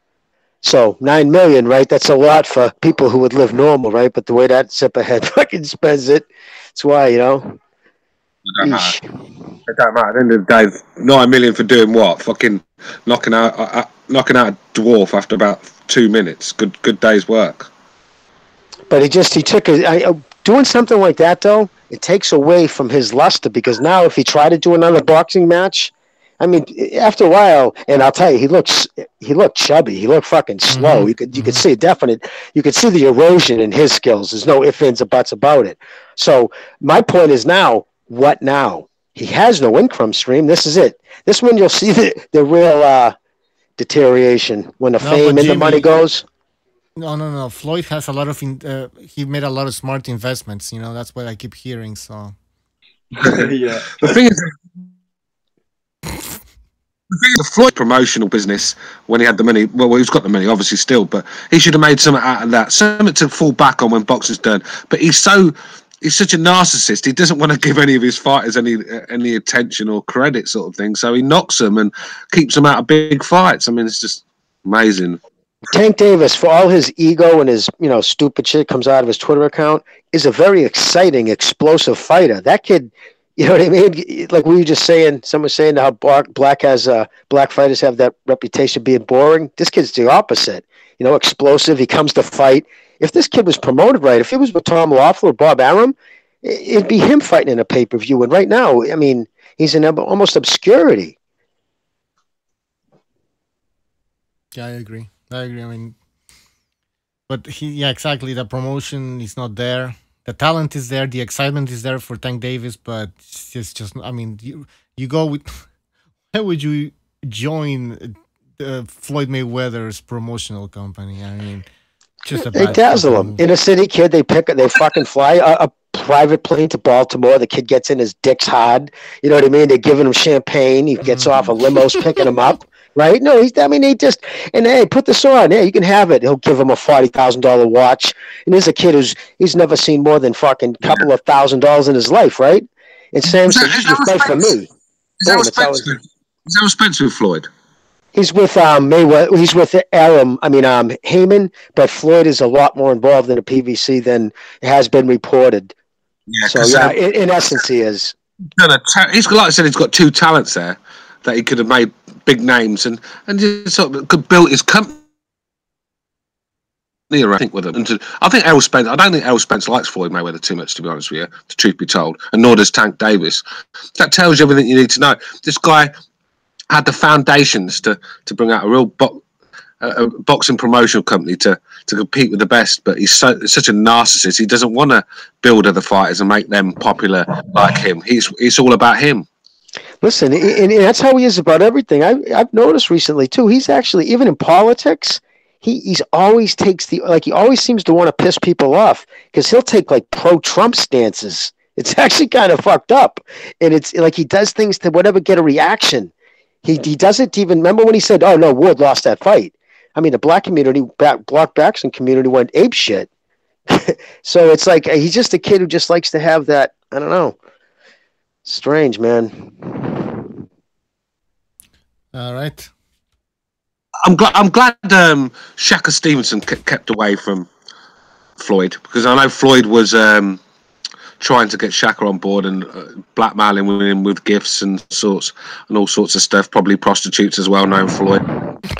Didn't that kid Shaka end up hooking up with his daughter, or had some Twitter beef with her or something? I'm not sure about that. I don't get into it, but I know he signed for Arum. Obviously, he chose not to sign for Floyd, and I think that's probably the best decision he'll ever make in his life, because I think Floyd could have destroyed this kid. Do you know what I mean? I think he's with Ward too. I think Tank was like messing around or making comments about, I don't know, there was something to Floyd Mayweather's daughter. Something was going on there. I don't know what it was. Yeah, I don't remember if Tank was talking about Shakur Stevenson or Devin Haney or whatever, that other talented guy. So he was talking about one of them too, but don't remember which one. His daughter's hot. There's no doubt about that, man. And she's 18 now or 19. So, yeah, guys are going to fucking, if she's going to walk around dressed like that in front of them. And I'm saying girls shouldn't dress like that. I'm just saying she's hot. So, guys are going to be guys. Look how Floyd treats other people's daughters. So, he's got no fucking. Right. Yeah, it usually comes back. What usually happens will always come back. That's why I'm a perfect gentleman right now. And there's no doubt that this friction between Davis, he's tweeted it out. He's out. Came right out and said, "I need a promoter. I need someone who cares about me." He could be any more direct on his Twitter account. Well, you got Floyd Mayweather, who's still into himself. You know, he's going to Japan, fighting midgets, and making a lot of money for himself. So, I could see where Tank Davis probably needs a real promoter. But $9 million, honestly, all kidding aside, that's a monthly nut. If you talk about his apartment, the leases, the jets, the bus, for who? Isn't that what Floyd made for this last fight? Is that it? Holy shit!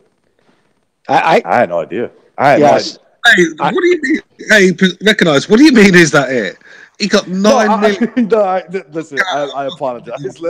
Japanese dude. You gotta let me like try to clean that up for a second. $9 million for him. I didn't think he would fight for that anymore. It's basically $9 million. I'm in there.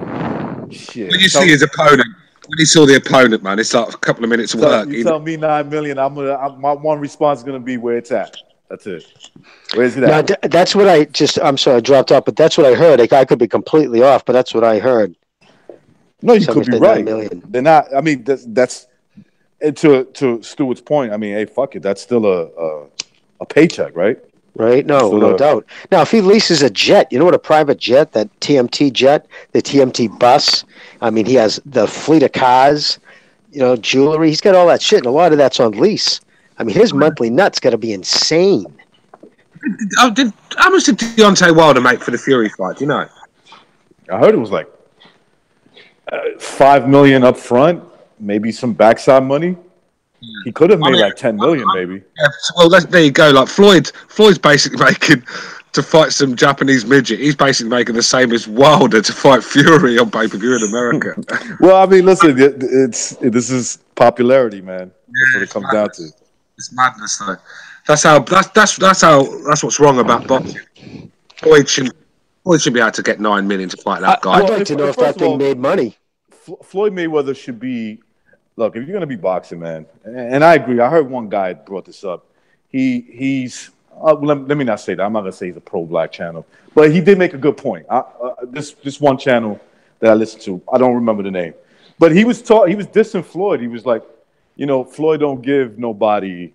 He doesn't give any young black fighters the opportunity to shine, and it's true. He's not. Why don't he fight Earl Spence? What's wrong with fighting Earl Spence? But I have a question. Go on, Jimmy. No, I was just going to say, because that's what he was expected to do. But you go on, brother, because in reality, that's what you throughout history you do. You pass the fucking mantle. If you're still fighting, you pass it down. And he didn't. Like you said, he's deliberately avoided that to happen. Like, I agree with that, Jimmy. I mean, just for the sake of boxing, you pass that mantle down, and he didn't do that. De La Hoya passed it on to him. Yeah, he didn't want to pass it on to anyone else. He's a narcissist, like you said, dude. He flipped out when they found out. He retired. He announced he retired, and he flipped out when they took down his shit at MGM. I'm sorry. I think I just talked over that dude again.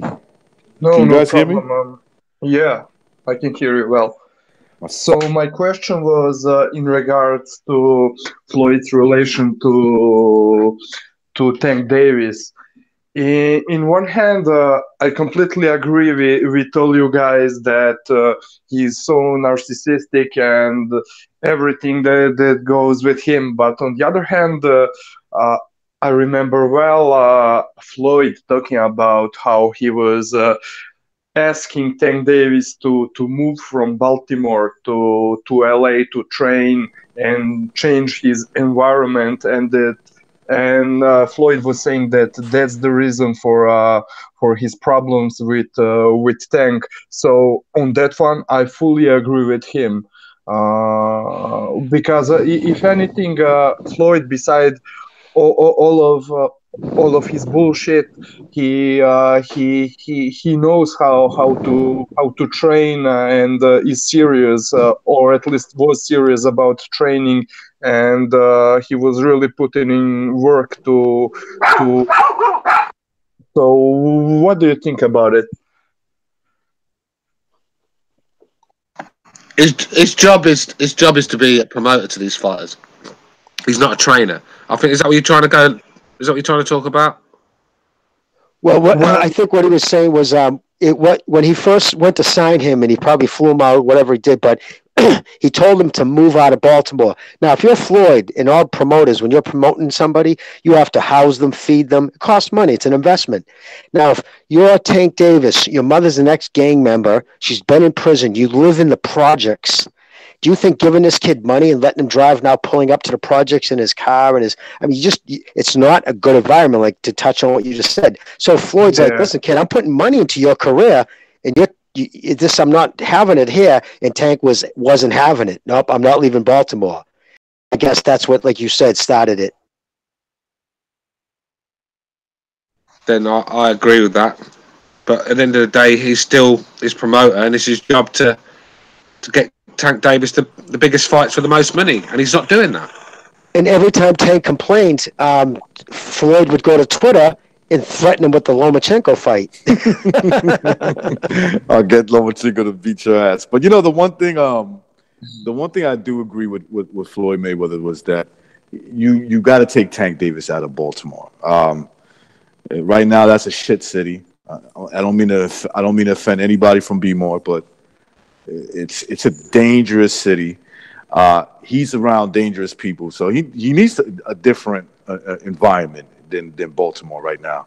And I think that Floyd was just trying to offer him that, like, look, you need to focus your mind on other things, because if you're trying to mix real street life problems and boxing, it's not going to work out for you.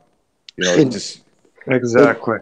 And boxing's not like other sports, like football players. You could have football players from the inner city, but when there's a team, they usually move into neighborhoods. Or see them down in, like, it's one big neighborhood of all football players. There's other guys to relate to with your money.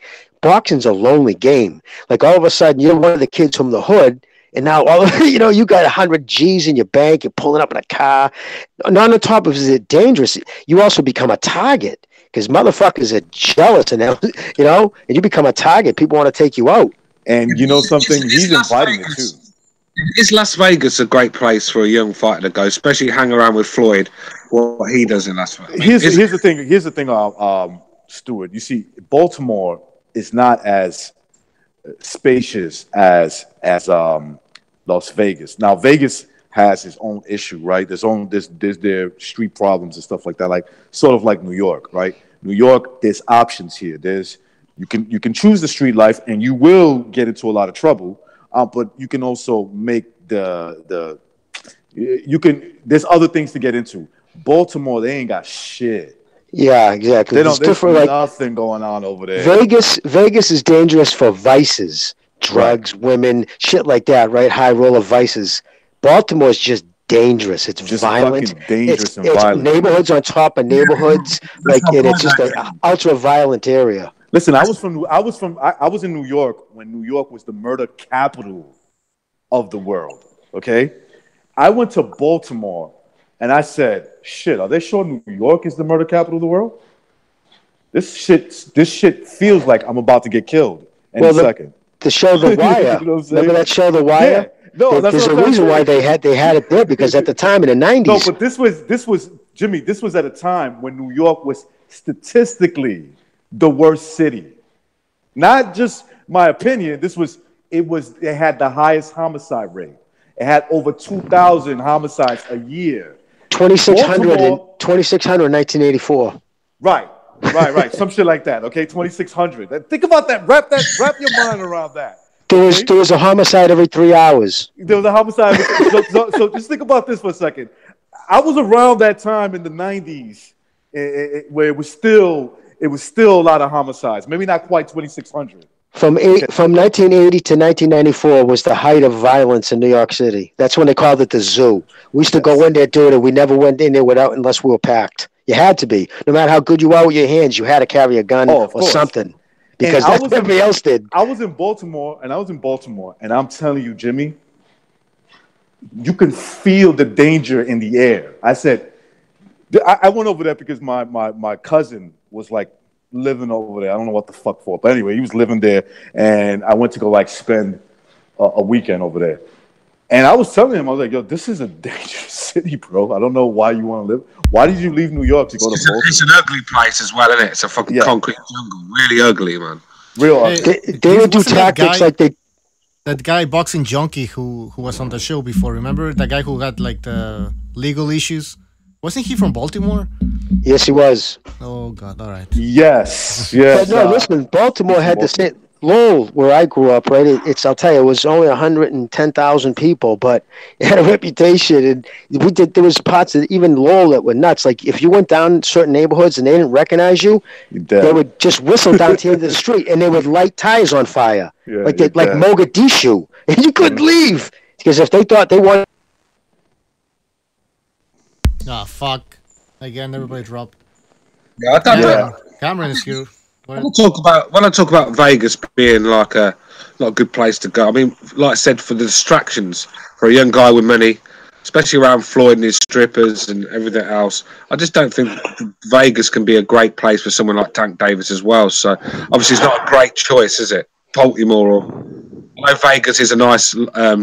It's like a nice place to go if you got money, sort of thing. But it's just it's distractions when it comes to boxing. I don't think it's the best place to be. And every time there's going to be a big fight, you know he's going to show up and get drunk, and like he has been. I mean, every time you see him in public now, he's shit-faced, making out with Adrian Broner. Yeah, it's true. He's making out with AB. Could this guy, Tank Davis, end up like another disappointment just because of the outside ring life that he's... Absolutely. Another Adrian Broner, you mean? Yeah. But but Adrian Broner just didn't have the talent. That's my opinion. Alcohol is the worst. It'd be better, seriously, I'm not even joking when I say this, physically to your body, it'd be better if he was shooting heroin than if he was drinking. Drinking takes the longest. There's only two drugs that can physically kill you coming off them, is alcohol and benzodiazepines. They're both suppressants, and there's a reason why people detox off those two substances. They go into seizures and they can die because it's such a foreign chemical. When you drink alcohol, it takes up to 72 hours before your liver starts breaking down glycogen properly. It's the absolute death sentence to a professional fighter. And if he's drinking to that extent, absolutely it'll affect his career. Yeah, sorry for the fucking science. Nah, Jim, I'll tell you what, around the Christmas period, just before New Year, I was on a 4-day bender where I was going out clubbing and drinking with people that was around, and I was literally losing my fucking shit for about a week after. Up until New Year, I was depressed as hell, not drinking after 4 days of drinking non-stop. Absolutely. Got to bleed it out of your system. It takes a long time, depends on how much you drink. And if you're a person who doesn't drink often, it's even worse. It has even a harder effect. You don't build up a substance. That's I don't drink often. Also, I went on a 4-day bender, and I was just all over the place. I was climbing up the walls for a week after. It affects your sleep habits. It affects your hormone levels. It affects your fucking the most important thing. No matter how hard you work out, for up to 72 hours after the last time you drank alcohol, it has zero effect. It doesn't. In fact, it'll actually harm you. So it's a terrible thing for a fighter to do. That's why a lot of fighters do cocaine, because literally, again, that will make you burn muscle and fat, but your shelf life is 18 hours. So I let him get into coke, but yeah, this year's a big year for Tank Davis. He didn't do much last year, so he has to get active this year. I know he's fighting Mahrez, but he needs to fight at least 3 times this year. I mean, but Mahrez, right? I mean, honestly, am I being overstating it when I say I believe he's a has-been and never really was? No, true. I think we all agree with that. Yeah. I mean, this kid should wipe this kid out from what we've seen. And if he doesn't, it doesn't look good for him. I don't get excited for a fight when the outcome should be already, it should be Mahrez get knocked out. I can't get excited for that. Mahrez is moving up in weight as well. Oh, exactly. Yeah. I mean, this guy used to fight at 118. 118. So he's little. That's why he lost the last 2 fights. I think he's lost. It's because he's little. Yeah, he's gonna get throttled. They was gonna knock him out in the first 3 rounds. Great card. That's gonna be on Showtime. Let me check the schedule. What date is that fight? It's this month, isn't it? Nope. All right, so this January 19th we have the Pacquiao versus Adrian Broner fight. January 26th we have Jaime Munguia against Takashi Inoue. That's on the Zone. And we have on the same date, January 26th, on Fox and Fox Deportes, Keith Thurman versus Josecito Lopez. That's the main event. Saturday, that's shite. Yeah, that's pretty fucking crappy. Yeah, Saturday, Keith February Thurman, Josecito Lopez is shit. Listen, Keith Thurman has to knock him out because it's going to look really bad if he doesn't. I think he does. I don't care how. Yeah, I think he has. He will. But if he doesn't, oh fuck, he has to retire. Okay, Saturday, February 2nd. Putting fucking Josecito Lopez out the grave. It's a bit like It's a bit like fighting Bum Johnson. I mean, that's the importance of the fight. This is the clown fight. It would have been better if they got the guy parking the cars that night. You know what I mean? Grab a parking lot attendant. It'd be more exciting, the unknown. Oh, here we go. Saturday, February 9th, Carson City, California, on Showtime. Gervonta Davis, Abner Maris. When's that shite Leo Santa Cruz Miguel Flores fight? Oh my god! Oh my god, that's another one. February 16th on Fox. To be honest with you, they got shit fights going on. Yeah. Hey, babe, you better cancel Every that fight wedding. that you mentioned is Okay, but recognize it's free. Okay, it's on Fox. That's free. Why are you complaining? Because free caca. Because free caca is still caca. And the Gervonta Davis fight, that's not even free. It's on Showtime. So if you have a Showtime subscription and you're expecting good fights, well, you're getting this. So. We need to applaud Fox for putting on mismatches, basically, in their first ever deal. Yeah, that's what I don't get it. I don't think Fox knows shit about boxing, man. They just bought fucking the lie. Like, we're gonna give you 13 championship fights, and I guess the Fox executives are, oh, that sounds like good. Yeah, this adventure, Bucho, is gonna last 2 years. Fox will dump it after 2 years. They got football. That's all they need. You know. And then what? And then what's Al Heyman gonna do? Another 2-year scheme somewhere else? Is that how it works? Of course. At some point, it has to stop. PBC. No, I was going to say HBO. Personally, and I agree with some of the people I've talked to, and they're saying it still hasn't been felt. HBO leaving boxing. Remember, they've been the gold standard. They've been the big fights, and by them making big fights, it forces other people to make big fights.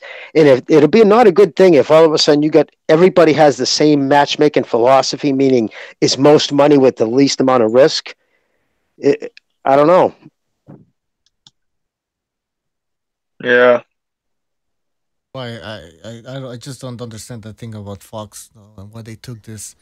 I'm just trying to think what actual decent fights Fox have coming up. I like the Danny Garcia Granados fight, but even that's a bit like Danny Garcia should win that fight. That's a decent fight. Yeah, I think it's a good fight, to be fair. And to be honest, though, Fox, like $50 million, you know what that is to them? You know what they pay for just licensing fees? I believe it's $65 million to get licensing fees for like baseball. So it's be even more probably. Yeah, so that's just licensing fee. That's just like just to do business with us. They give us $65 million. So $50 million for 2 years worth of Saturday night sports to fill holes. I don't really even think they care if it's a hit, and I know so far it hasn't been because Charlo that wasn't for a fight that was in every house free. You don't even need cable, and it averaged 1.9 million. That's a kick in the fucking sack. Well, it peaked at 2 something. Right? Less than a cable fight in some cases. And it's in every house for free with rabbit ears. You know what I mean? Motherfuckers who got rabbit ears. Jimmy, I heard he was going against an NFL game or something like that. It's going to lose. If it ever does that, it's not going to be seen by nobody. Yeah, no, that was a disappointment without a doubt. Stop it! I'm a boxing fan. It cannot compare to the NFL. By the way, we have Pavel who's back from his hiatus. Welcome back, Pavel. Pavel, kid, what's up? Hey, what's up, gentlemen? How are you doing? What's going on? Pretty good. Decent from my side as well. So, what are we talking about right now? PVC. I hope I didn't interrupt it. No. Just talking about the upcoming fights and how these PBC fights are not great. Oh, that's obvious. Lamont Peterson Lipinets fight is a good one. That's just come to my head. Pavel, where you're from? You're from Poland, right? That's correct. Originally. Dude, your fucking English is top notch. Shit, it's better than most people in America. It's a great nationalist country. It's a proud nationalist country. It's fucking English is top notch, though. It is, but please do not. You was not raised in America, right? Not at all, but please do not overestimate my language proficiency. That's, it's like, look, I think it applies to every country that learns English as a second language. Is just, you just learn the proper grammar and all that stuff, even though it's not my strongest suit. Dude, shut up. You got a better grasp of it than I do. Stop. Yeah. I know. You got a better grasp of it than I do. I butcher it worse than you. I mean, come on, you're the native guys. As long as you don't sound like Roger Mayweather. Yeah, as long as you don't sound like Roger. You sound 20 times better than him. Your English has improved 10 times more than it was when you were last on this show. Right? It's crazy. Hey, imagine taking an order from Roger Mayweather at the drive-thru. Imagine being a kid on the headphones. Whoever's giving you English lessons, you need to give them to Floyd Mayweather Senior, not Roger Mayweather. I'll tell you that. Yeah. It's like Roger. No. Floyd Senior is like, look, man, I'm gonna tell you. Yeah. Dude, he was on the Showtime special. They had fucking they had whatchamacallit, when they had the words underneath, they had what do they call it? You know what I mean? When they have to put the quotations, whatever he's saying.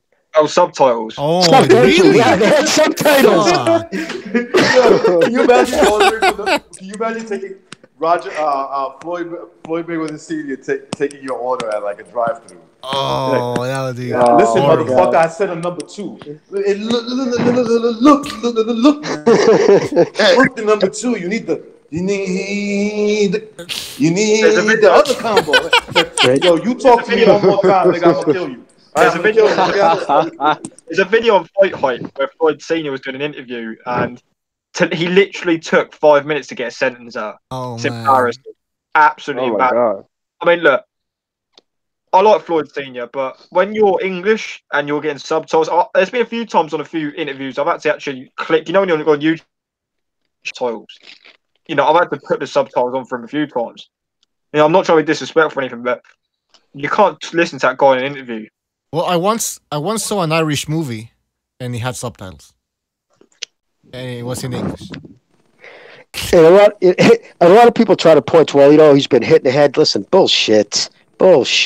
I guarantee you it is as much to the he's got as much damage from the cocaine. That motherfucker, he put fucking cut a couple of Pablo's kids through college. So you know what I mean, dude? Hardcore. That kid never met a rail he didn't fucking take. You think he puts Tyson Fury to shame? Oh no! Listen. Oh yeah, no doubt. Oh listen, he was a fucking. I'm talking. He lived in a crack den at one point. It really got bad. Like he was living in crack shacks. Like he had fucking pigs bringing in dope. He was into it real bad. Muhammad Ali, when he had Parkinson's in the 1980s, sounded better English than Floyd Mayweather Senior. That's how bad his English is. Pavel, you're looking. What's it like? He's smoking a fucking. Looking very stylish right now. Stylish in a winter jacket. trying to show off the view. You guys see the view? Show them the view again. Still got the bald head going on as well. Pavel, can you grow hair? No. Oh, okay. I lost. No, it's fine. You know what I'm realizing? You know what I realized, Pavel? Hair's way overrated. No, not when you got my hair. He's so overrated. No, I lost my hair when I was like 7-year-old. Recognize, you wish you had my hair. No, my hair still grows. It's just that it's pointless at the end. It grows gray now. Like there's a little bit of gray on it.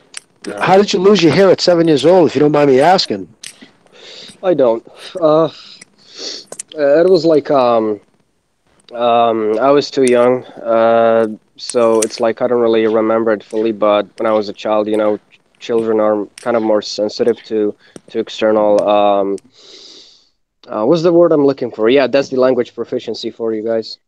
The stimuli. So like one of my grandpas died, and I kind of took it pretty hard because I was pretty close to him, and it's like some people get crazy after this kind of thing, or some people their mind stays intact, but it manifests in some other way. So at some point I woke up and seen all my hair on a pillow, but it's the past. You can live with that shit.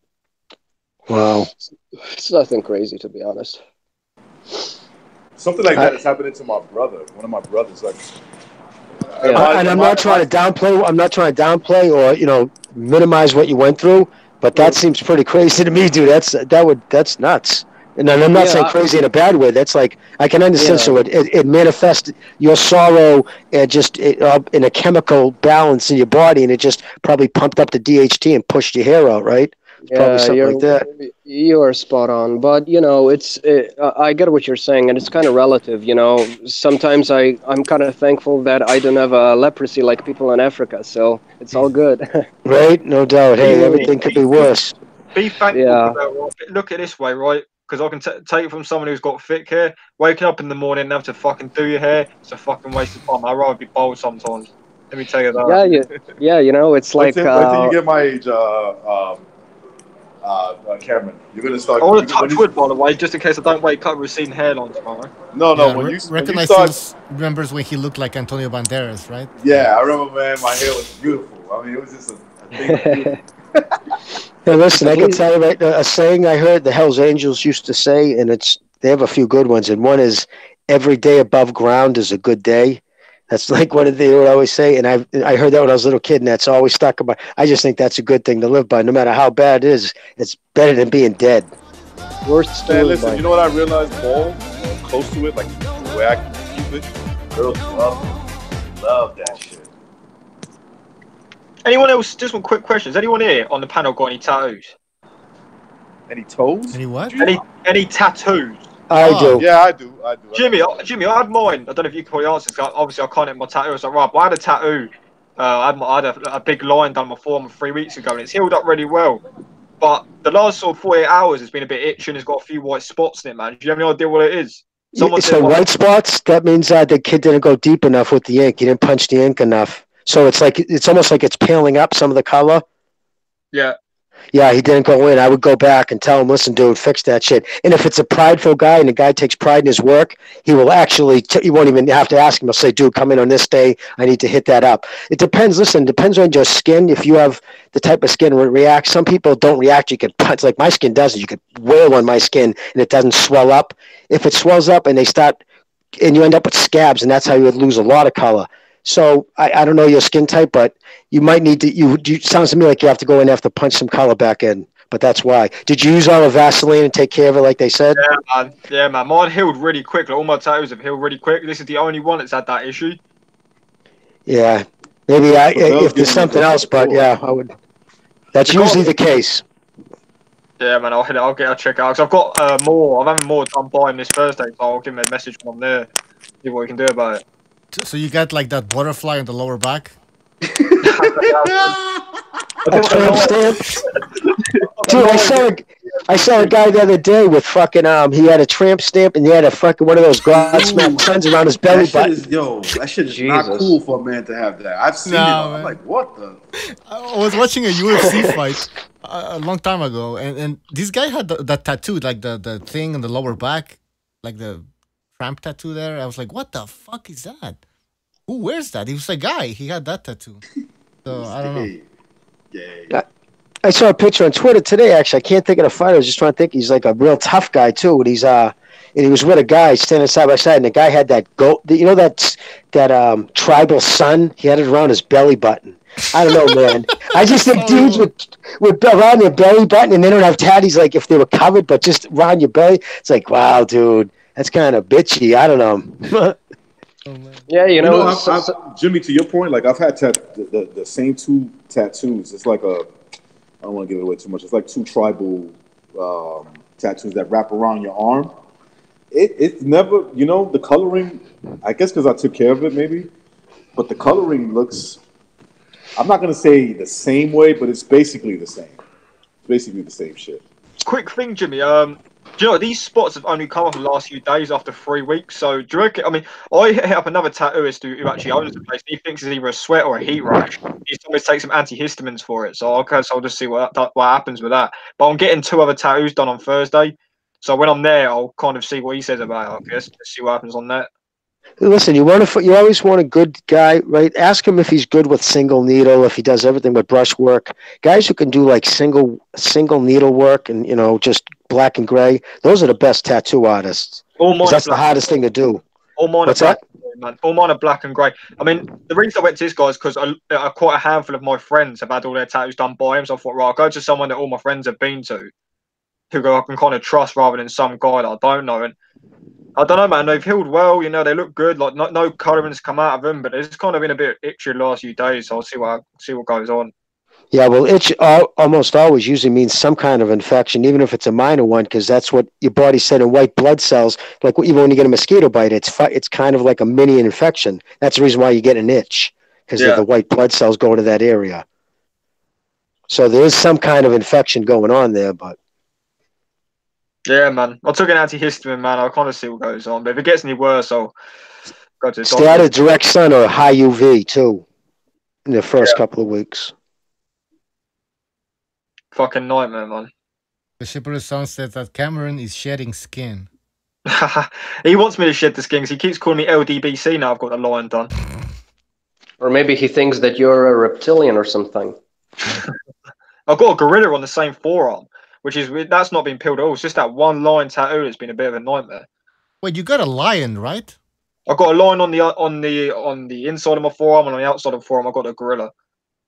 It's kind of built in together. Cameron, New Day says Cameron has LDBC forever tattoo. Cameron's a White Panther, says Jason Bourne.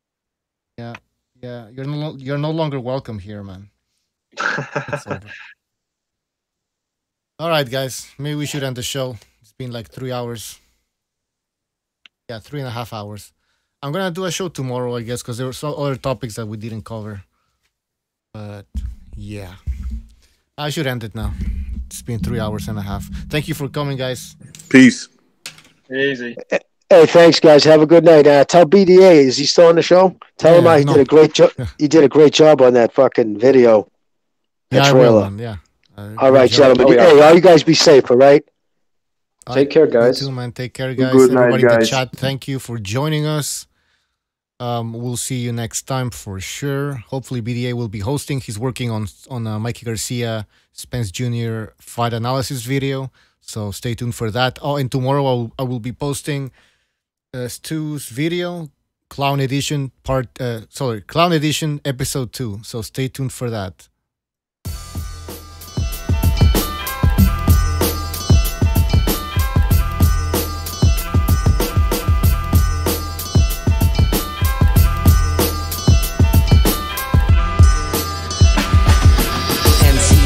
For my style, I leave alone. He's no pretender, he won't surrender. MC's reaching for my style, I leave alone. Heard it all before and ain't impressed with shit. MC's reaching for my style, I leave alone. He's no pretender, he won't surrender. MC's reaching for my style, I leave alone. Heard it all before and ain't impressed with shit.